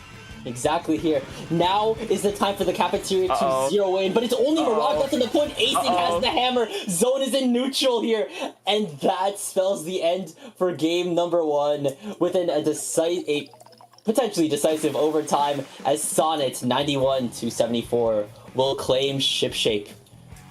I mean, I think what really helped out Sonnet there is that their, for lack of a better term, whole W mindset. Right? Oh, yeah. Like, we saw it there. Acing and Sunflower just said, you know what? I got this. They went right in. They got the kills. I believe it was Sunflower who got a double kill. and then Acing, you know, being right behind them, just pushed up together. They got all of them down, leaving only the pencil player left, and then they just stormed right through the zone. Exactly here. It's a interesting frontline duo that you never tend to see. It's, of course, when it comes down to blasters, you tend to see, you know, your range blasters, your S-blast, the occasional custom blaster here. And while I will say this, though, Luna Neo does have its purpose because, of course, it has the hammer. It can still work relatively well as long as it has the space, and when it's even when it's with a weapon like the vanilla Dapple Dualies of all things, it can still run down spaces, take space by just securing those picks. And I said earlier within the match that Sonnet are constantly ensuring that the numbers advantage are in their lead, constantly ensuring that there are at least 2 members, 3 members down on the Cafeteria. That way, you know, all the members left just don't have the means to commit to a counter push within, unless of course they wait out the respawn, and that's just gonna eat away at their it's gonna eat away at Sonnet's points, and it's what got them to a pretty early halfway through within maybe the first couple minutes of the match per se. Yeah, well, we're gonna see as we go to game number 2, which I believe I saw correctly, Clam Blitz on Scorch. Yeah, Scorch. Okay, so, you know, Sonnet, in the last game, they had that whole W mindset. I could see this going to overdrive here. Oh, mainly yeah. because, 1, it's Clam Blitz, 2, Dapples, it's how mobile it is, allows that to work really well. You have the Luna Blaster as well with both Fizzy and Hammer, kind of force your way to the basket. You have Pika on the Xiphias, which, you know, bubble on clams is usually pretty good since you have that really nice little protective barrier at the enemy basket. But we're gonna see what these teams go with. Looks like Cafeteria sticking with their guns. You know, on the side of Sonnet, hey, same thing. They like what they saw, they're gonna keep on doing it. Definitely saw. I was initially skeptical of Rose maybe sticking on the X-Splasher, but this is, of course, the X-Splasher with Splashdown, and considering the whole blaster, not the blaster, but the basket area of Scorch Gorge is really close quarters, a single Splashdown could clear the area relatively quickly. As we enter the early game of Clam Blitz, of course, it's a mad dash to get a lead up in the Clam economy. Already, the Sonnet has 9 in comparison to the Cafeteria's 7 right now, but of course, it is anyone's game at the moment. We have the Splashdown and the Bubble ready on Sonnet, but does it matter though when the Cafeteria are just firing back on all cylinders, wiping them out before something bad could potentially happen here? Now they're trying to make their way through mid, but Acing is just not allowing that to happen, as per usual, taking down 2 members of the Cafeteria. Playing a bit of damage control, making sure Cafeteria can't do a whole lot. There's a Hammer coming out, looking for one, not quite able to get it. So just like how Sonnet, they had that first initial advantage and they lost it really quickly. They are back into it because Acing, of course, playing a little bit of Jander to keeping the Cafeteria back. But now the Cafeteria kind of find their way in once again. That's not the best start for you, as Acing just sitting in the corner, able to get 2 members down. Sonnet popping the cooler, Sunflower with the ball, trying to go for it. They're not going to be able to get it. It's only Rose left to splash down, able to get one, but that will be a wipeout on the side of Sonnet, so not quite what you're looking for there. But hey, at least with the cooler, they're able to spawn back really quickly here. Damage control is being played by the Cafeteria, already taking mid back by storm, making sure that there is no Luna Neo in mid, no Explosion to deal with as well. Brendan is deadly with that Zuka here. Sunflower being forced to jump out. There's no Dapples to worry about here. They are very pushed up, but they don't have a power clam topic here. It's interesting that they're choosing to stay this forced up here, but Soda has the tri-strikes. This could potentially drive them further, and now the power climb is built here. It's just a matter of getting it in. Now, that being said, there's 2 members down on the Cafeteria. Once again, Sonnet is able to keep the Cafeteria at bay, not allowing them to get where they need to be when they need it most. Yeah, I think you got a question. Did they build that power clam a bit too late? Because you saw that they had to pass all the claims to Soda to get a power clam to start going, but by the time that happened, Sonnet was able to respond really, really quickly here, and so far Sonnet is taking that and running with it. 3 members down for the Cafeteria. Milk Tea forced back, gonna go down to Rose, and now long range threat of the Explosion. This is a very dangerous spot if you're the Cafeteria, because you see the splash on ready there. It's gonna be popped, able to get one, and looking for more clams to score down to 62. 59. I believe that will be the end of the push, potentially, maybe, possibly. Cooler's gonna come out to at least keep them alive for now. Not going to do a whole lot there, but hey, that's keeping Sonnet in here. And speaking of keeping them in here, acing, able to get one, not quite able to get a whole lot, but hey, on the bright side, Sonnet, they did get under 60 points. Exactly, that's that threshold that you want to break down in Clan Blitz, and considering this happened like halfway through the match here, the Cafeteria could start scrambling here. There's gonna be 1 minute 55 seconds left, or just around 2 minutes for the Cafeteria to work with here. And in terms of specials, Milk Tea has popped the Wavebreaker right up here, but immediately going down, Brendan is popping the Zuka here, trying to get rid of more members of Sonnet, but they're holding their ground relatively well here. And I think they're also holding the clam economy. Maybe I lie because the Cafeteria now is at 11. Here's that power clam that the Cafeteria that has built now ahead of time. Here, Acing is trying to stop them. Acing's going down to Brendan. Brendan's trying to get this in. They just need to get past Pika, who's deployed the bubble here. They are Gandalf and they are saying you shall not pass. But with Brendan Zuka being charged up, ready to go, it could change in the Cafeteria's favor, but they just aren't getting in there, Topic. I mean, that's a good start, getting their biggest threat down Rose, along with acing as well. Very clutch shot there by Brendan. Can they get in? Pika gonna go down as well, and that will be the score. The Splash are coming out to at least do a little bit of damage control here, forcing Mirage back, but Cafeteria will get a couple more clams in, and I believe that will be, yes, that will be the end of the push. So Cafeteria not quite the push you're looking for, because now you're at 45 seconds left. Sonnet is already back in the base. You have acing underneath, getting one, not quite to get another one. Sunflower going down as well, so at least I feel like right now this game has been about who can do damage control better, who can go in and then not get punished as hard when they go down here. And so far, the Sonnet's winning that pretty handily. Definitely so here. They're still holding the lead 59-74. The Cafeteria are holding on to their Pity Clam as Mirage, I think, took that Pity Clam from last time around. So they do have their presence. That being said, Sonnet still has a lot of specials charged up. They have the Splashdown, they have the Hammer ready. They could just stop a potential push if the Cafeteria just stepped a little bit too far. They need to make their choices very wisely here, especially considering now that Milk Tea's gone down and Sunflower is flanking, and with Acing stamping their way to Mirage, the Power Clam holder has gone down. It's only Brendan left. Oh no, there's no power. There's no power clam. That's it. There it is. That's all. Wow, that's all she wrote. I believe, yeah, Sonnet, or not Sonnet, Cafeteria got, I think, a bit too hasty, a bit too desperate, and then, you know, mistakes happen. Rose just kind of found the opportunity, got Mirage separated, as you saw, got some damage onto them, got their feet painted. Acing came in for their finishing blow, and that will be it with Sonnet, with a very unconventional comp, I will say, but hey, I can't judge because it's working. Yeah, exactly here. If it works, there might as well not be a need to fix it here. And I'm just gonna, like, I do definitely want to say, I feel like when it came down to, I guess, the whole comps in general, it's just hard to, like, maybe find a workaround to what Sonnet is running here. I don't think there was necessarily someone that was just sitting in the back line in Sonnet's roster. You did have that X-Blosher, but Rose was taking the field with that one, and understandably so. It had the splashdown, so, you know, once that special is ready to pop, you're in the right place. You just need to just walk up a bit, pop it when you need to, clear the way, and then boom, power clams in as far as the eye can see. Yeah, and also you have to take into account that the Explode does also, I won't say function as a midliner, because it kind of can, because you do have that, like, you're basically like a walking bomb, if that makes sense. Like, your shots basically are bombs, so that chip damage does help out. It does, along with acing, or we saw the Luna Blaster does combo really well.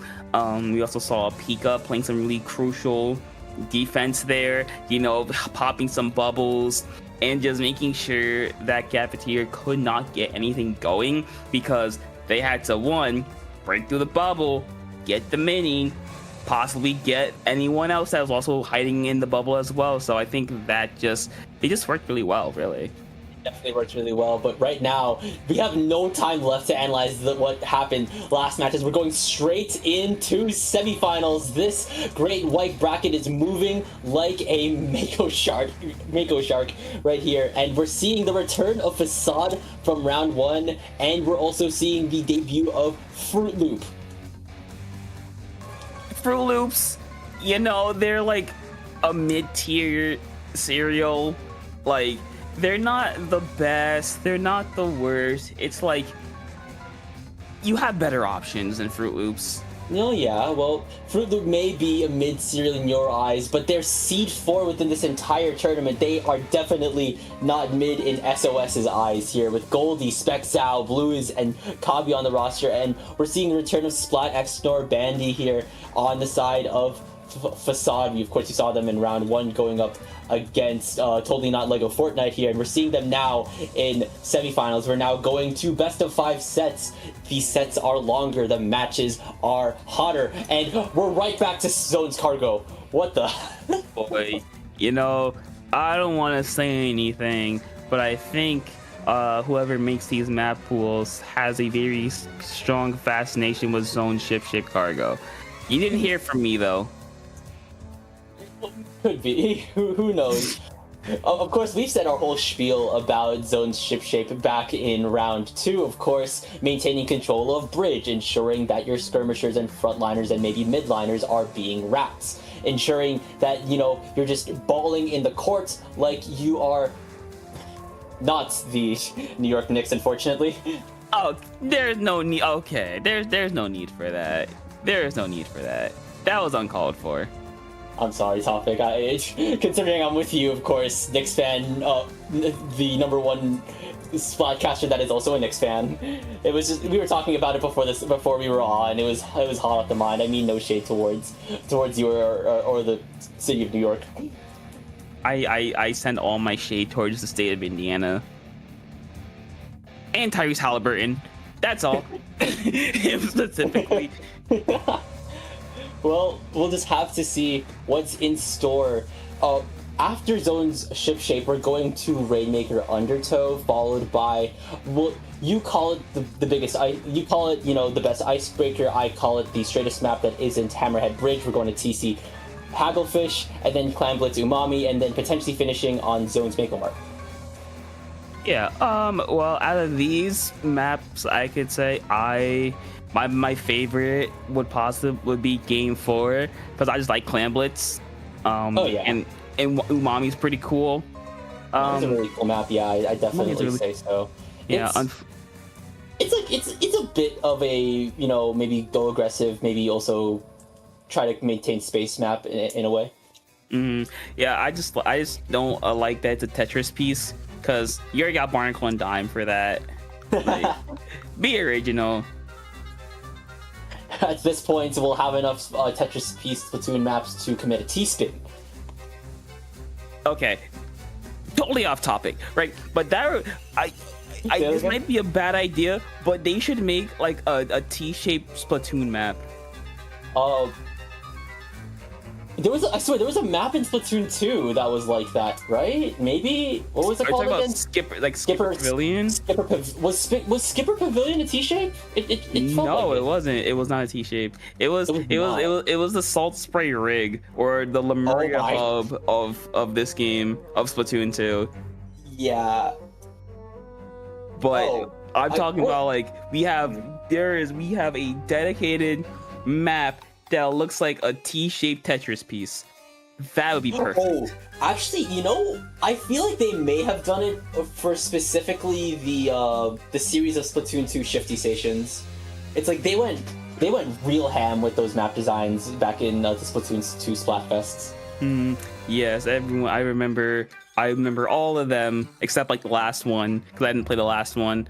But the last one was like a square, man. I'm gonna be real with you. It was a half pipe. It was like 2 half pipes and then a square. They should have just given us back Black Belly at that point. Or no, they should have just made Black Belly the what you call it? The final map. The final map is Black Belly Skate Park.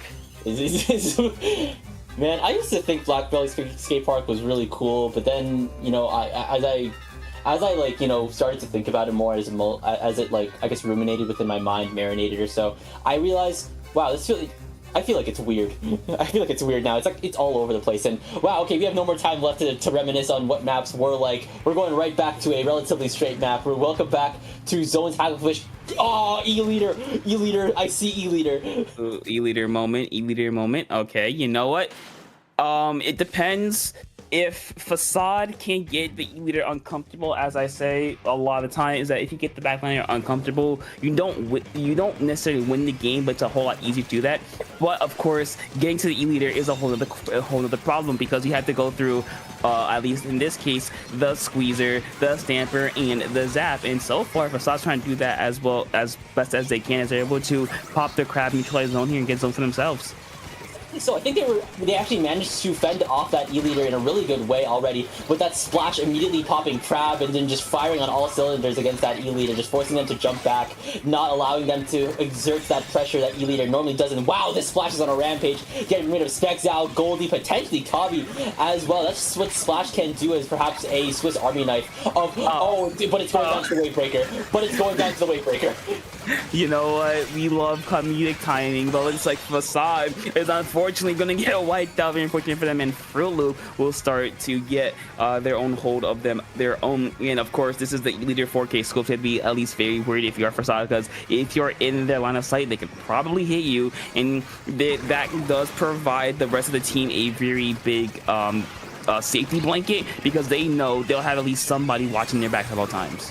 Definitely so here. That eagle eye that is Garfield, and already the lead has been lost. frootloop is now in the lead. Crusade is trying to stamp a path forward for Facade here. Zone has now gone into neutral. They're taking back this bottom end of the zone by storm. It has been flipped in their favor. That's 41 penalty points to frootloop here, and now they're driving the rest of frootloop back, but the rest of frootloop is also not going down without a fight here. 002 has the crab firing onto Kabi, and with Crusade also in tow, they're able to get rid of that squeezer, as well as the Stamper, and also the E-Leader that was just sicked off cam. And now Facade is right back in frootloop's court here. Crusade has the hammer ready to go. This is another throw waiting to happen. They're just waiting for the lineup, waiting for the opportunity here. Maybe not yet, just lying in wait. We'll just have to see if they can get something with this hammer. A trade. Still damage health. I mean, listen, you'll take that. Like, you saw the very, I won't say it's the panicky hammer, but a trade is a trade is a trade. You'll take that any day of the week, and plus that allows Facade to get a much stronger hold here, as they want to get down to 30 points remaining. Flower popping the strikes here to cause some disorder, and the members of frootloop not quite able to do a whole lot, gets attention on themselves, not quite able to get the kill onto either one of them. And now frootloop, they have to try to go in as best they can. That's a good start though. 2 members down on the side of Facade here, but they have to go as quick as they possibly can. They're not quite Goldie, the last member left, and that will do it. Facade holding on, keeping frootloop away, and will take a very close game number 1.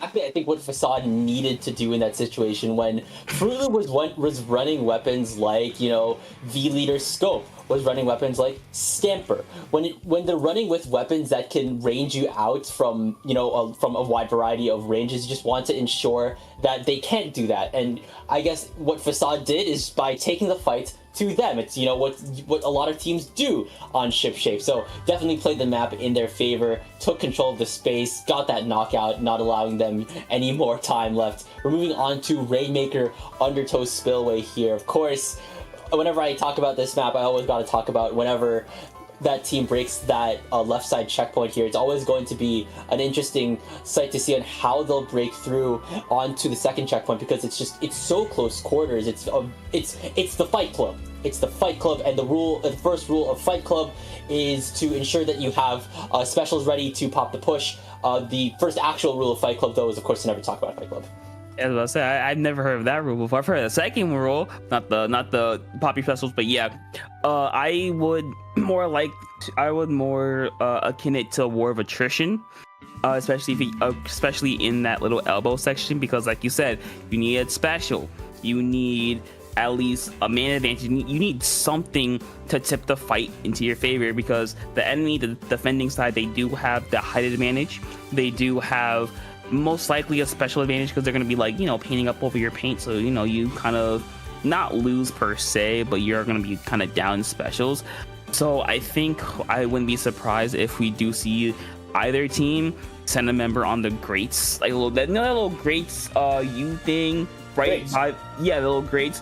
Yeah, I could see them sending a member there, like going to go around, or maybe if they're feeling a little bit frisky, go all the way on the far right and like kind of pincer from two very extreme angles. But we're gonna see as both these teams are ready to hop straight into a Fruit Loop, seeing with what they have on this other side. We're gonna see a not a lot of changes. The only real thing is that Flower going over to the 52 gal instead of the Strike, so very interesting switch for them.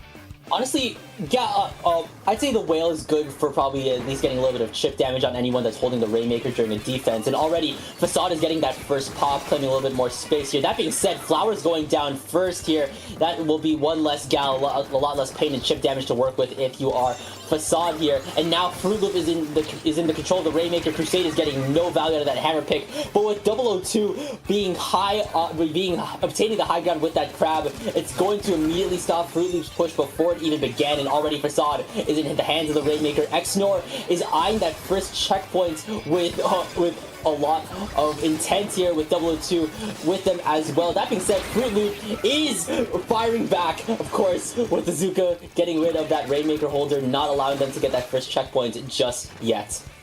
Yeah, just keeping them off, keeping them at bay for as long as possible, only giving them 14 points. So Fruit Loop here, not that much of a distance to go if you need 14 points, but you know Facade is going to make sure that they earn every single point that they can possibly get as the catches them come out for Fruit Loop. But it's not going to matter much, as Flower is going to say, hey, I'm going to go right here and get a double kill, triple kill on the side of Facade. Oh, no, they're going the right side! Going for the right one, the very quick one, and just like that, a flip of a switch, a twisting of fate, and Facade are the ones now with 60 points on the board and the first checkpoint gone.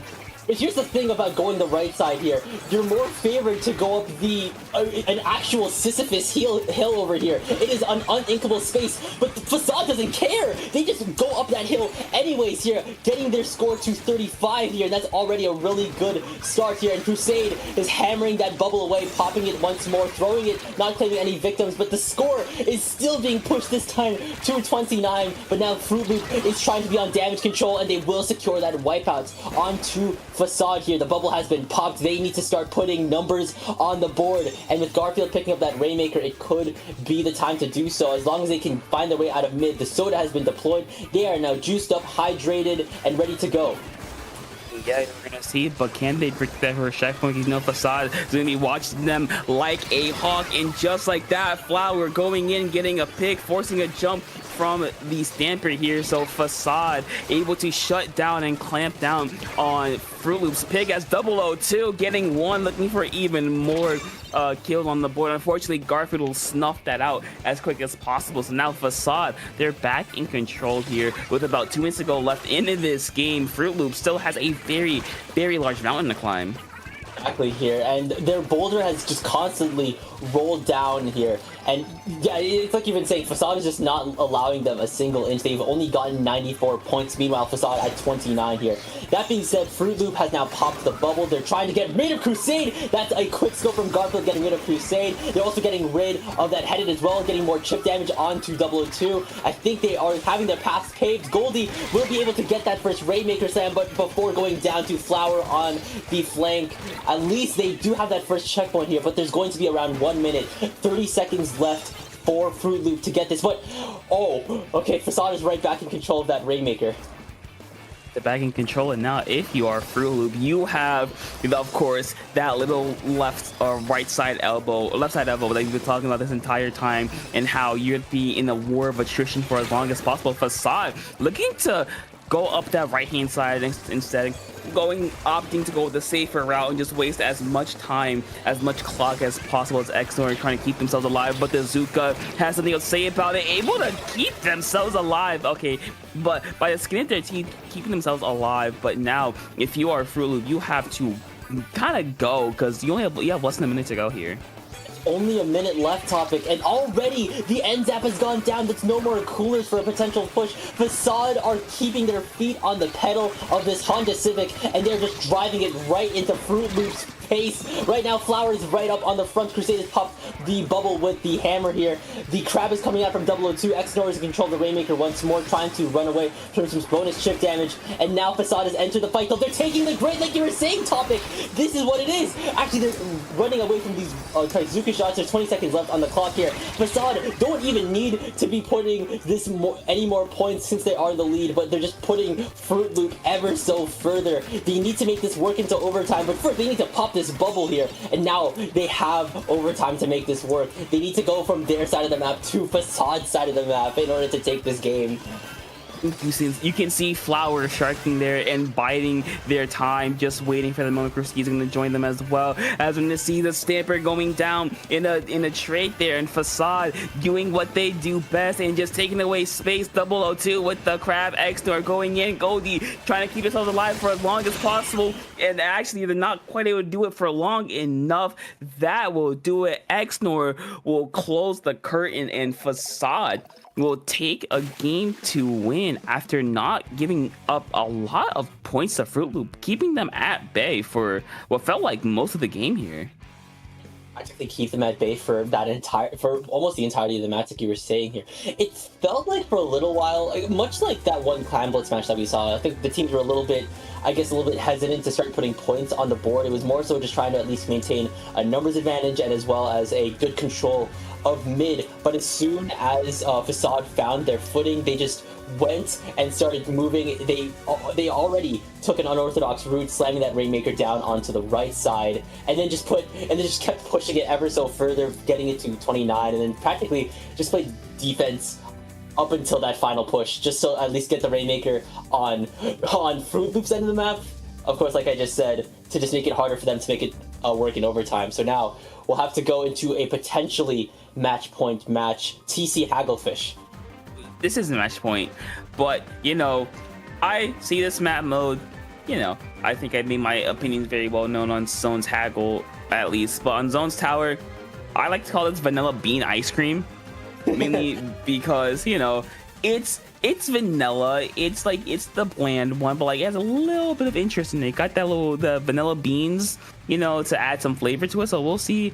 It's a bit different than Zones, but we're gonna see how both these teams play it as Fruit Loop, sticking with what they have, and on side of Facade, again sticking with that 52 with Flower. So hey, they like what they have.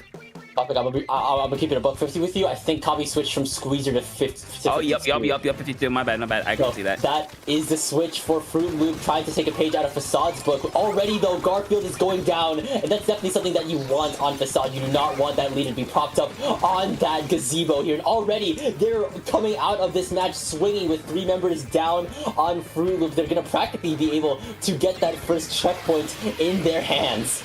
I mean, you just saw right there, Garfield just shut down that.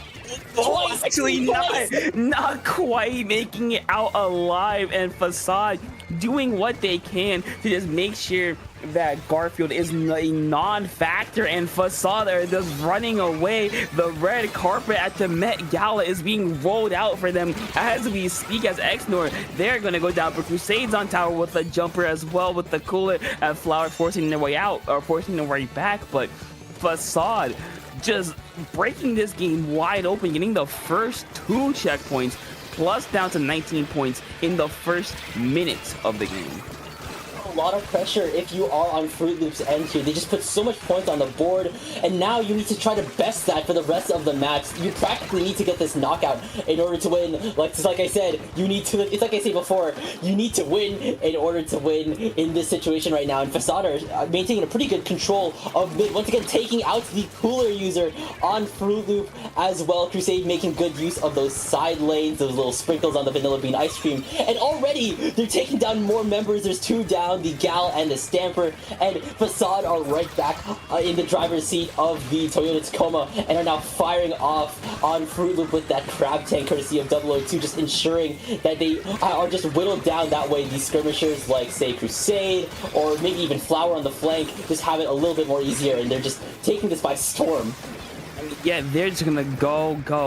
They only have one mode, and that is, hey, we are going to fight. We are going to win. 002 getting a trade out there. Flower, you know, the last member alive, keeping themselves safe, make sure they get a safe place for their teammates to jump into. And now, if you're a Fruit Loop, we have yet to score, and we are halfway through this game. Now, I expect that to change very, very shortly, but we're gonna see here as Flower getting down the end zap, so no cooler for Fruit Loop, so they won't be able to push that far if they would want to. And Facade are there to meet them as Fruit Loop. They would have scored 6 points, so they're on the board at the very, very least, but Facade are just meeting them and making them earn every single point that they possibly want. Exactly. Facade just doesn't want Fruit Loop to break out of mid as Tower is now coasting right back towards the centermost point of Hagglefish Market here. Already, Fruit Loop is trying to make the advances onto Facade, taking out the splash here. Crusade has the hammer ready though. They managed to cancel it. That's 3 members down, but Flower is still sharking, ensuring that they are an unseen threat. The unseen blade is the deadliest for Facade, and they're still trying to stay alive here. But with it being a 2v1 for Flower, they will be going down finally, and Fruit Loop will finally be able to get that first checkpoint here. There's going to be 1 minute and 40 seconds left, and with 2 members down on Facade, this could be the opportunity that Fruit Loop has been looking for. I mean, yeah, the Toyota Camry is starting to purr as Fruit Loop are going.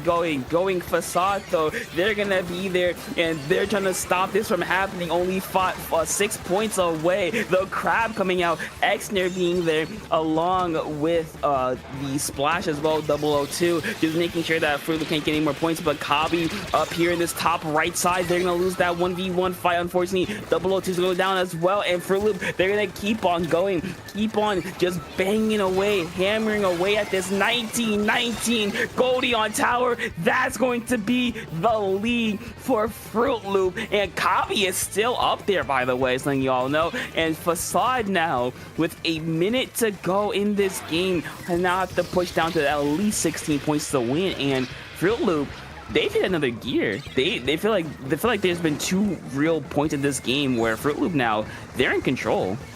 Exactly here. I'm noticing a trend in which the gals just get to be as sneaky as possible, being a real savior for the team here. As now we enter the final 30 seconds of the match. Like you said, Topic, Facade need to get 16 points in order to get that lead back and take the game and take the set as a whole here. There's going to be 18 seconds left. 002 is still sticking on that tower. They're halfway towards Crab. They're trying to take the side lanes, maybe to get Kabi out here as long as they can notice them here. They're already at the second checkpoint. The Crab has been popped by 002. Crusade does have the hammer, ensuring that they stay alive. No. The hammer. They did. Wait. Wipe out. Fruit Loop managed to wipe Facade out of their own spawn right as the game ended here. And with that, Fruit Loop are still in this set, 1-2-2. I think what really at the very end there, what kind of sealed the game was the hammer throw on the side of Facade was a little bit off, because you saw it too. They were on tower, they had the hammer at the ready, they threw it, and I believe they were off to the right, just or off to the left a little bit, and I believe they would have gotten a double kill as well. So just very, very unfortunate. They're just a couple inches really made the difference there. But hey, if you're Fruit Loop, you know, you got a little bit of momentum now. You took a game, now you got to take another one, and then possibly the 5th one. But, you know, all starts somewhere as we go to game number 4. Our second favorite Tetris piece in the game, Clan Blitz Umami Ruins.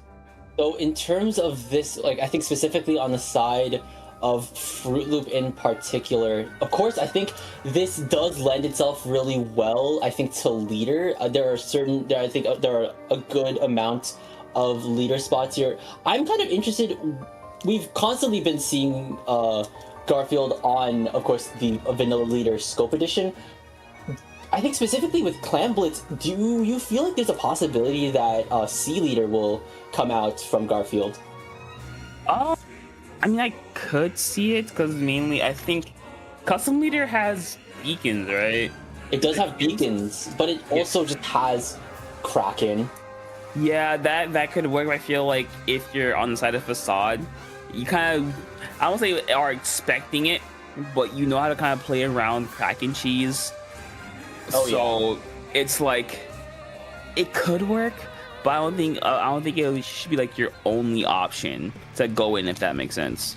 Yeah, exactly. And those ink mines from the vanilla leader can lend really well to ensuring that, say, Crusade or Flower just isn't in your backline here. Let's see if there are any switches across the board. No, there aren't. Once again, sticking with their guns, and you know, that's just what works. It's what worked for Fruit Loop back in Tower Control, so who's to say that it won't work in Clan Blitz here as we now begin game number 4.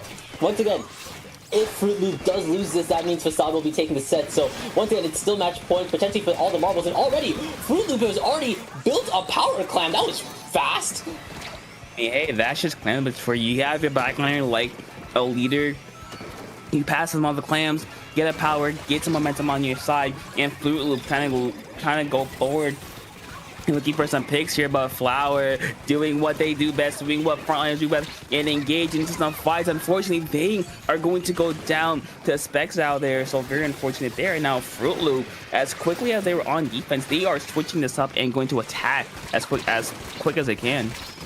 Here. It just depends on if they can get that power climb in, but with Garfield being the power climb holder and with them being quickly flushed out, I don't think a push is happening just yet. Topic with 2 members going down before that push even started here. Fruit Loop still hold the clam economy in their favor, being 19-2-3, and they have a very good grip onto mid as well. So long as they can keep the space to themselves, it could be worth it. But right now, Facade is firing back on all cylinders with that crab tank. And now, Crusade is popping the hammer as well, taking the fight over to Spexow as well. But they're going to be chipped down by these killer whale lasers here, being forced to back out, potentially jump out, as well as we see them do here. Once again, not a lot of points being scored right now. I think both teams are just looking for a really big numbers disadvantage, looking for that perfect opportunity. That way they can cash in and then start just depositing so much clams. Both teams looking for a way in as we're about 2 minutes into this game here, and both sides looking for the opportunity here. Both, you see, they're both getting trades, they're both getting kills. Just it hasn't been at the right time, or they've been in the right spot to really fully capitalize on that. So, but we might see Fruit Loop try to go in here. That's a good start. 3 members are going to go down, able to get the power, and plus a wipeout on the side of Facade, scoring the clams 59, 56 points on the board for Fruit Loop. So that's a good push here, but possibly a couple more clams coming in, maybe, possibly, potentially. No, it won't be, but hey, 56, that's a pretty good push. It's a really good push considering that, of course, no team has scored so far.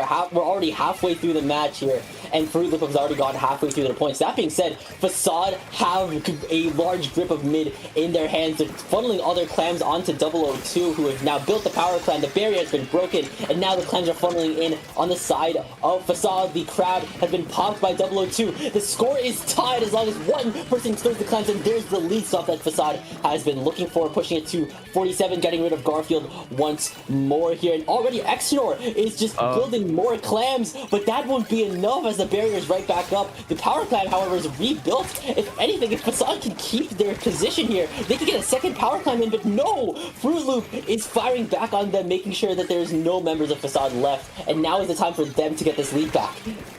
There you see Specs out going in and try to cause distraction here. Unfortunately, they're going to be forced to jump out. Facade going 2 members down here. So Fruit Loop, maybe with opportunity here. You see how far up Garfield is. You see how much pressure and how Facade kind of forced to be around that silo to kind of stay out of the sight lines of the elite here. Goldie looking for the way in with the power climb, trying to go in, able to get it in. Kabi with the Zook, with the whale as well, looking for picks, able to get 3 members down on the side of Facade. That's going to be a wipeout. Goldie with more clams to go. Garfield 3 clams. They do have their pity still, but if they can jump that in, that's be a very, very huge help too.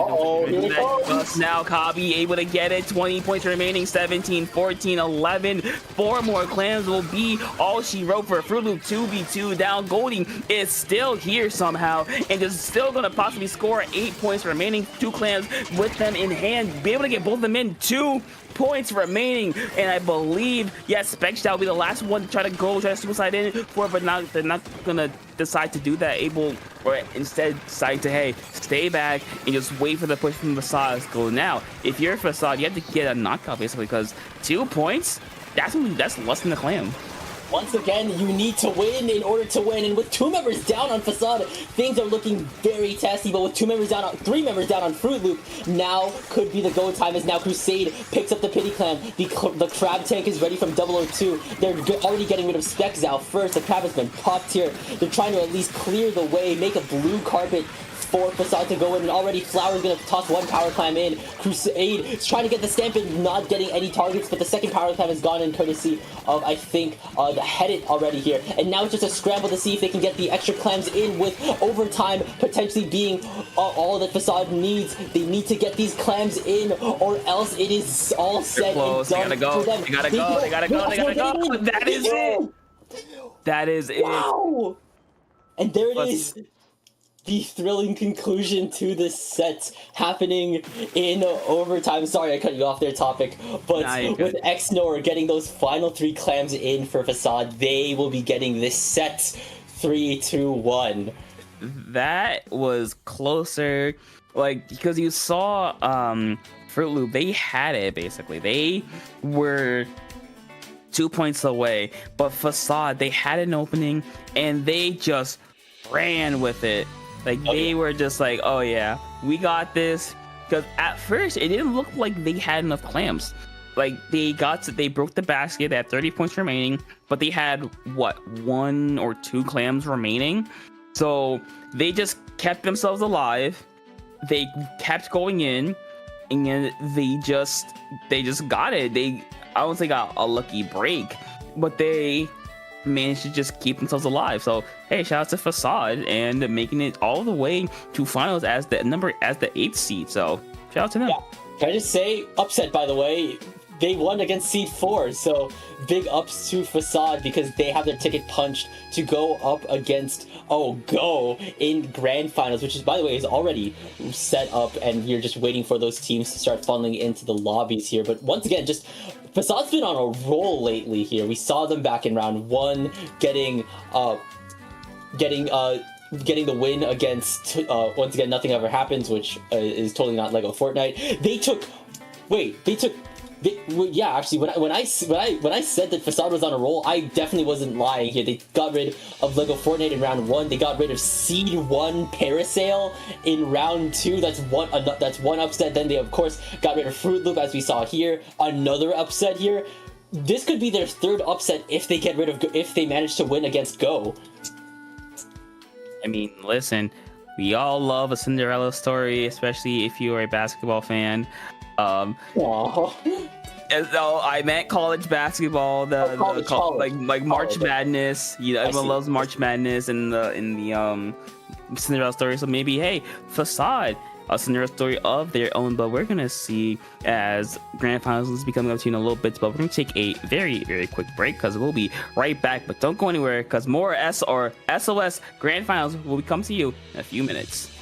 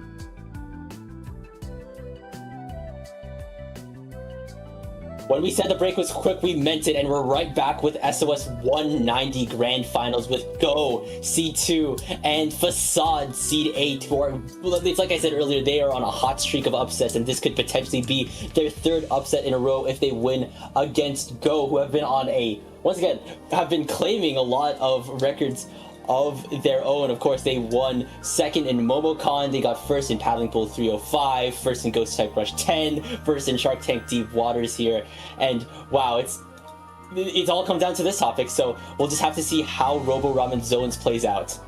I mean, yeah, I'm excited because, you know, this map is, of course, has a lot of flank routes. It's especially, you have to be very wary of the whole underneath section.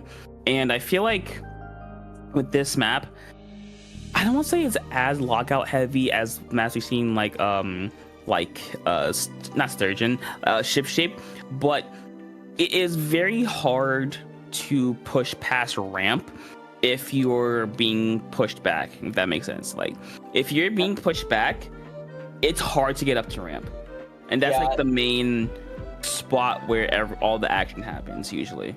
Yeah, I feel like Robo Ramen is within like a sect of zones maps that I like to call you will be stuck in elbow. It's like Robo Ramen's a part of this. I feel like Barnacle and Dime is a part of, like, Barnacle and Dime zones is a part of this. Speaking of which, Barnacle and Dime Climb Blitz, but that's the point. There are maybe a couple more maps that are like this, but we'll just have to see what Robo Ramen has in store for us. Let's just see what we're going to see from both teams. Oh my, JJ's back on Umbrella, adapted on Luna here, and we're still seeing the same weapons that Facade was running last set. Yeah, you know what? I'm a fan.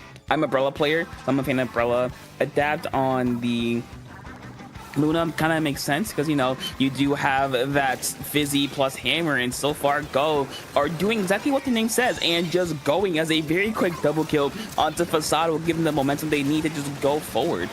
Yeah, definitely. So just living up to their namesake and already trying to storm that elbow, already trying to chip them out. 002's taking a little bit of a chip damage, and Adapt and Trayshawn are just storming the line. Oh no, Adapt won't get anything out of that hammer as it collides with the wall, but JJ's taking the flank, but Facade apparently has some anti-air material with a hammer throw from Crusade getting rid of JJ's inkjet. I mean, yeah, some anti-air defense is very much necessary for Facade, as so far Go is getting down to 40 points remaining in the first minute of the game. Facade need to find a way in. That's a good start. Crusade going in along with 002's Crab, and that will allow them to get some points on the board, but not a whole lot, as Go just counteracting what Facade does. JJ with a nice kill on X-Nor there, and you can see how quickly Go is just, like we've been saying, just going forward, and they've been putting all the pressure onto Facade to kind of match their aggression. And so far, Facade, they've been able to not keep them at, they've been trying to match them, and so far it hasn't been working out for them. Exactly. When you're working around, you know, weapons like, say, the Luna Neo from the side of Adapt, with that Sorella on the side of JJ here, they need to find a way to work around these, like, weapons that they haven't really fought a lot of here. But Crusade is coming out of this in spades, getting rid of Prosper as well as JJ earlier here, but with a stamp coming out from Adapt, I'm not sure if Crusade will be able to deal with that. However, Adapt is going down. There were two members down on Facade, but Go is in the single digits here. Facade needs to start capping this, and there it is! The zone flip that Facade desperately needed here. That will allow them to stay within this match just for a little while longer, as long as they can keep up their game.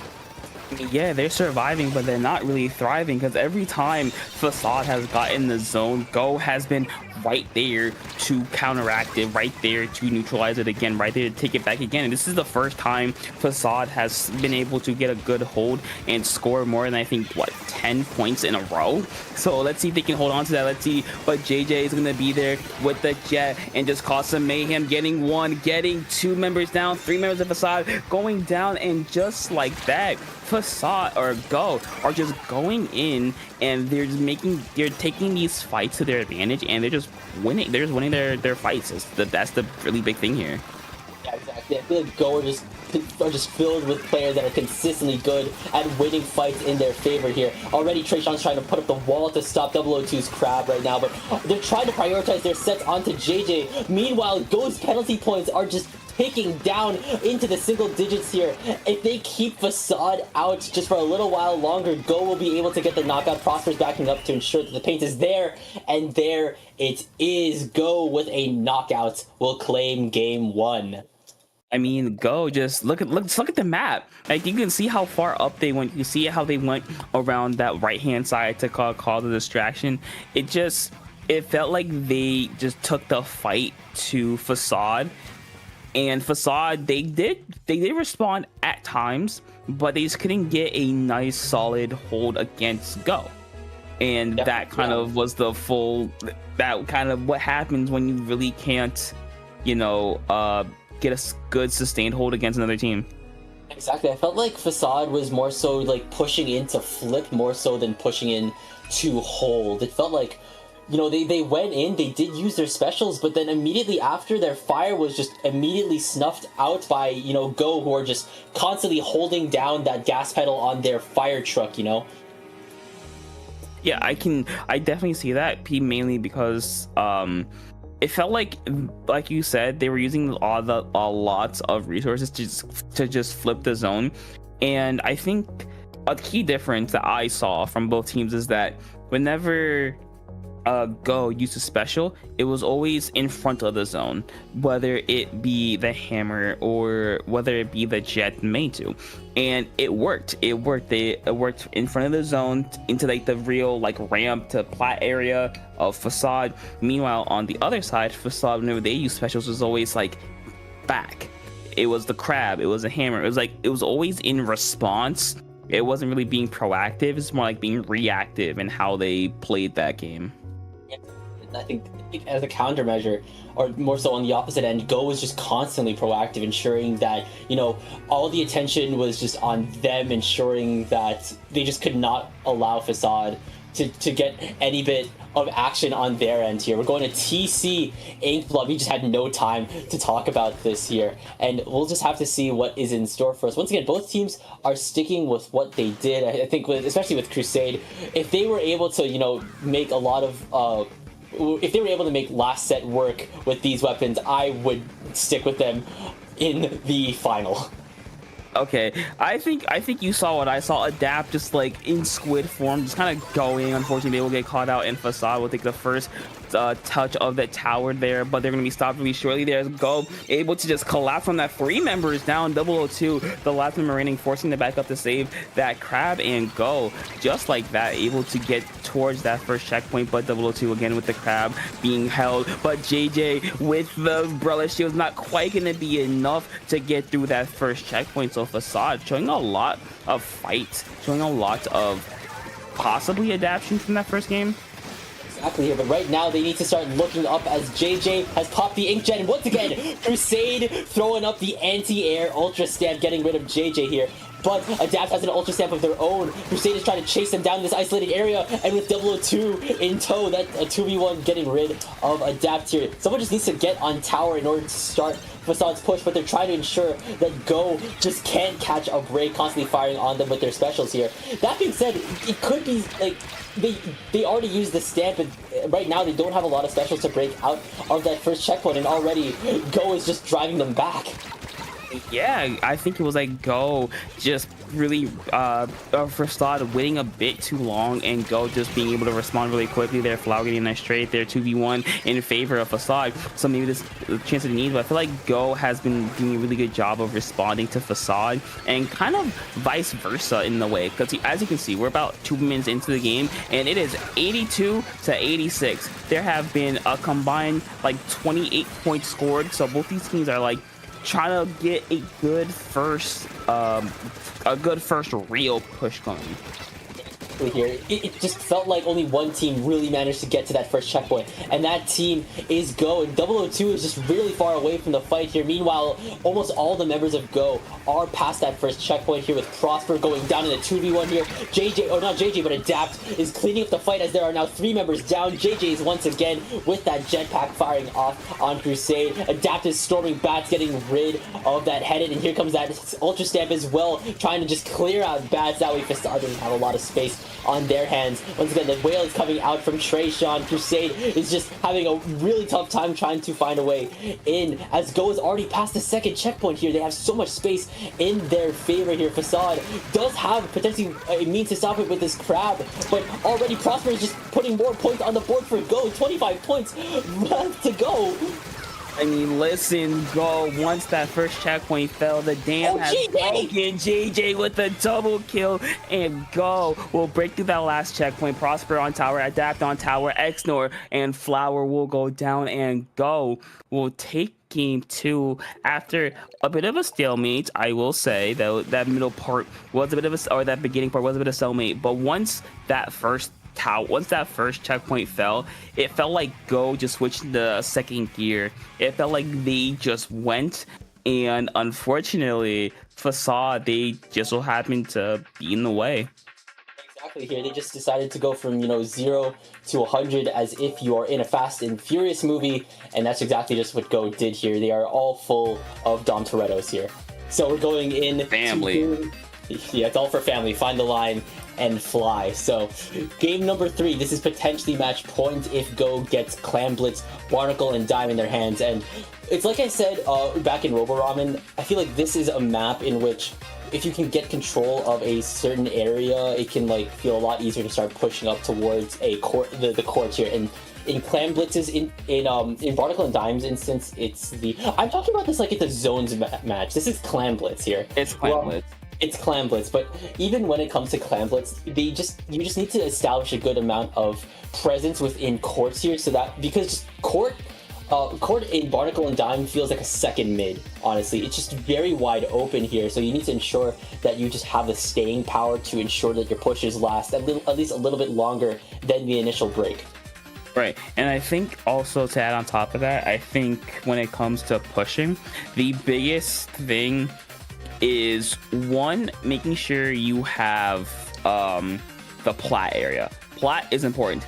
Second, having that top the top left side, that little unequal bridge there, that's also important because you do kind of get not a bird's eye view, but you get like a good aerial like look at not only courts, but you also like support your team by giving them a jump spot or just protecting them from the players spawning back. So I think when it comes to pushing, the two biggest spots in my opinion are both plat, have your backliners, and that top left side to have like your midliners, like possibly a 52, as we're gonna see here. But enough speculation, both these teams are ready. Go looking to put an end to this, while Facade looking to keep their turning hopes alive. X actually going over to a pencil to try to keep, I'm guessing, keep up Adapt and Treyarch at bay.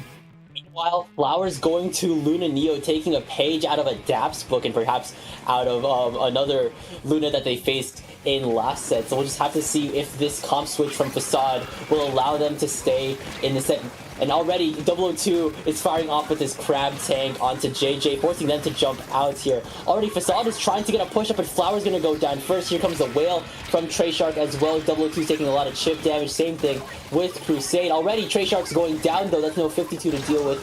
That being said, there's 2 members down on Go, and already a wipeout for Go. Already Prosper's gonna get that barrier break going, and that's a second power climb from JJ. A second power climb has hit the basket, and there's that 60 threshold that you would want to reach or break. Yeah, but usually you want to get under it, because now you're at 60. That's only 2 clams, and Facade are gonna go in here. 2 members of Go gonna go down here, and see Facade trying to get onto plat here and make sure they have enough space to work with, maybe so 002 can fire off this crab kind of unimpeded here. But for Flower, kind of go in with the hammer, able to get one, looking for even more with the throw, able to get a dab on the throw. Very, very big there. 002 not quite able to get Prosper there. So Facade, even though they had a really, really good start there, they couldn't sustain that enough to get them points on the board. Here, their push was over before it even began, and right now that just allows Go to stay in the fight for longer, maintain a little bit more control at least of their side, and Adapt throwing that hammer, not getting any picks. Meanwhile, Crusade with their hammer getting rid of Adapt, not a throw onto JJ unfortunately here. Of course, all the Facade really needs is 2 power clams in. They do have the pity, and Xnor is almost at a power clam built here. JJ's going down, that's no Zuka to deal with if you are Facade. That being said though, that Luna is down here. Go is just ensuring that Facade doesn't have the numbers to really commit to a full push yet here. But with 002 popping the crab, it could change. But with 002 being stored by Adapt and Treyarch, it doesn't seem like it's gonna happen just yet. It's like I keep saying, stopping pushes before they even begin. Yeah, kind of being a bit proactive here, making sure that Go cannot get any pushes going. Crusade though with another hammer, going for another hammer. They're not quite able to get the pick onto Adapt there, forcing them back at least a little bit here. We're halfway through this game, and Facade has 10 clamps to work with no pity to, or no power claim to speak of, as Go though are going to be able to get their cooler at the ready. JJ popping the jets, and we're going to see if they're able to really capitalize on that, but Adapt, wrong place, wrong time. Crusade's going to be there to get that one shot and force them back, force away the members of Go, getting one, getting two, looking for more, not quite getting shut down by Trey Shark there. Flower though, it'll play a little bit of janitor here and clean them up, but still Facade, they have no power clam except the pity, so they're gonna have to start building a power clam. So when you're this pushed up, it would be ideal to have a power clam in your presence, and now Facade is 2 members down. 002 is 1 clam left from it though here, and Crusade has popped the hammer here, at least going down. Actually, that's no wiper to work with here. 002 is going down as well. That push is once again over before it even began, and Go is still in the lead with 62 nada here. They do have a power clam in their hands. Prosper is eyeing that basket with intent here, but they're stopped by the Splash-O-Matic. Church Shark at least maintaining the paint for that power clam to go in and Adapt is throwing a couple more clams to get that lead up to 51. Is that another clam? Oh no. Yes, it is. Oh no. It's still alive for Go. Wow. There's more clams going in. JJ is up in the sky with this inkjet here. Do they have the anti-air to deal with it? It doesn't look like that's the case. JJ landing a 4 shot onto Explore, taking a dip into the water. Won't even stop JJ from applying more pressure onto Facade. There's 1 minute left for Facade to take this back. They need to start making a lot of their fights count. Yeah, JJ taking a little dip to cool off here, but looks like Go, the rest of the Go are just looking to go. JJ with even more clams, 24 points, 21 with a little bit more to go. Another 3 members down for Facade. That's going to be a wipeout for Facade. Instead, Go down to 15 points, only 5 more clams, and that will be game. JJ with 3, getting 2 more in, 9 points remaining. You see they have 3 over. Trey Shark getting 2 more, and that will do it. Facade broke the barrier open. They just kept on getting clams in left, right, and center, and Go will take a very dominant game, will take a very dominant set, and we'll take this week's version of SOS. Once again, another tournament win on Go's belt. Even if this team is relatively new onto the scene, they're full of course, highlight players that mean business with every single match they step into, just constantly taking space, taking fights effectively here. Wow, it really just goes to show how we may have forgotten to fight Inkjet. Yes. Yeah, Inkjet. As an Inkjet player, thank God for people not knowing to fight Inkjet. It's really fun. Really fun. It is. Yeah, I think I definitely would say it is. I don't really play a lot of weapons with Inkjet, if I'm keeping a buck 50 with you topic, but you know, it's super satisfying to just land shots on it at any range here, constantly being an aerial threat. Of course, it's like I said, it demands a lot of presence and a lot of space, and it forces you to start considering anti-air options. Of course, the stamp with the recent buff, recent is just not even the case anymore. Stamp can deal with it if you can land the throw, and I think we saw Crusade do that a lot, like being able to shut down JJ midair. Yeah, I think we saw it about 3 times, I want to say. It's like, it had to be like 3 times there, but yeah. I think what Go did really well is that they kind of capitalized on Facade, like, kind of being a bit preemptive with their pushes, especially in that last game, right?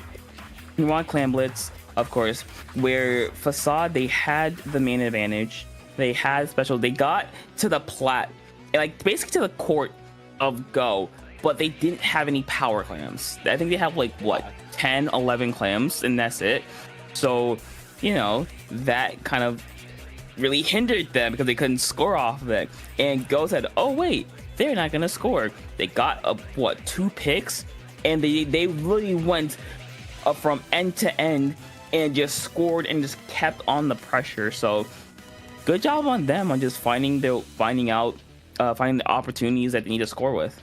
But not to count out Facade though. It's like I said before this set began. They were on a hot streak of upsets, being able to take out seed 1 and seed 4 before going down, and at least taking second place. That's a very good result if you're Facade. So, wow, what a swimmer sync topic here. It was also a really fast one, don't you think? I mean, yeah, this is like insane how quickly it's going. Yeah, like we are like, us on the staff team are like moving our feet right now, and of course just to deliver you this amazing tournament. Of course, shout out to Justin, who has been consistently very good on stream side. Shout out Toma as well, keeping the staff side, the TOing down as well here. And I think now would be a good time to start wrapping things up. Topic. We have a Midnight Switch 2 release to attend to. Yes. Yeah. As for me, you can find me over at Topical2 on both Twitter and Blue Sky. I am gonna go to Riptide, so that's gonna be fun. And find me over on Topic 2 on Discord, and that's about it for me. Frosty, what about you?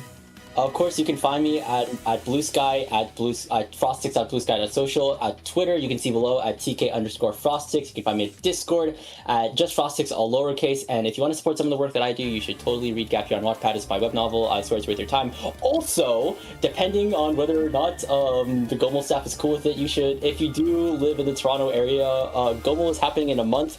I may be casting it. Who knows? Maybe I'm jinxing it, but a man can be hopeful. Cast it, please bring a Sphere plushie. Oh, of course. Spiel will be attending it. Spiel will be attending Gomo, whether I cast or not. But that has been us from IPL, delivering you Swim or Sink 190. So that's going to be it from us.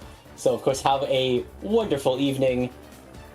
Wow, okay. Yeah, and Switch 2, enjoy. Switch 2.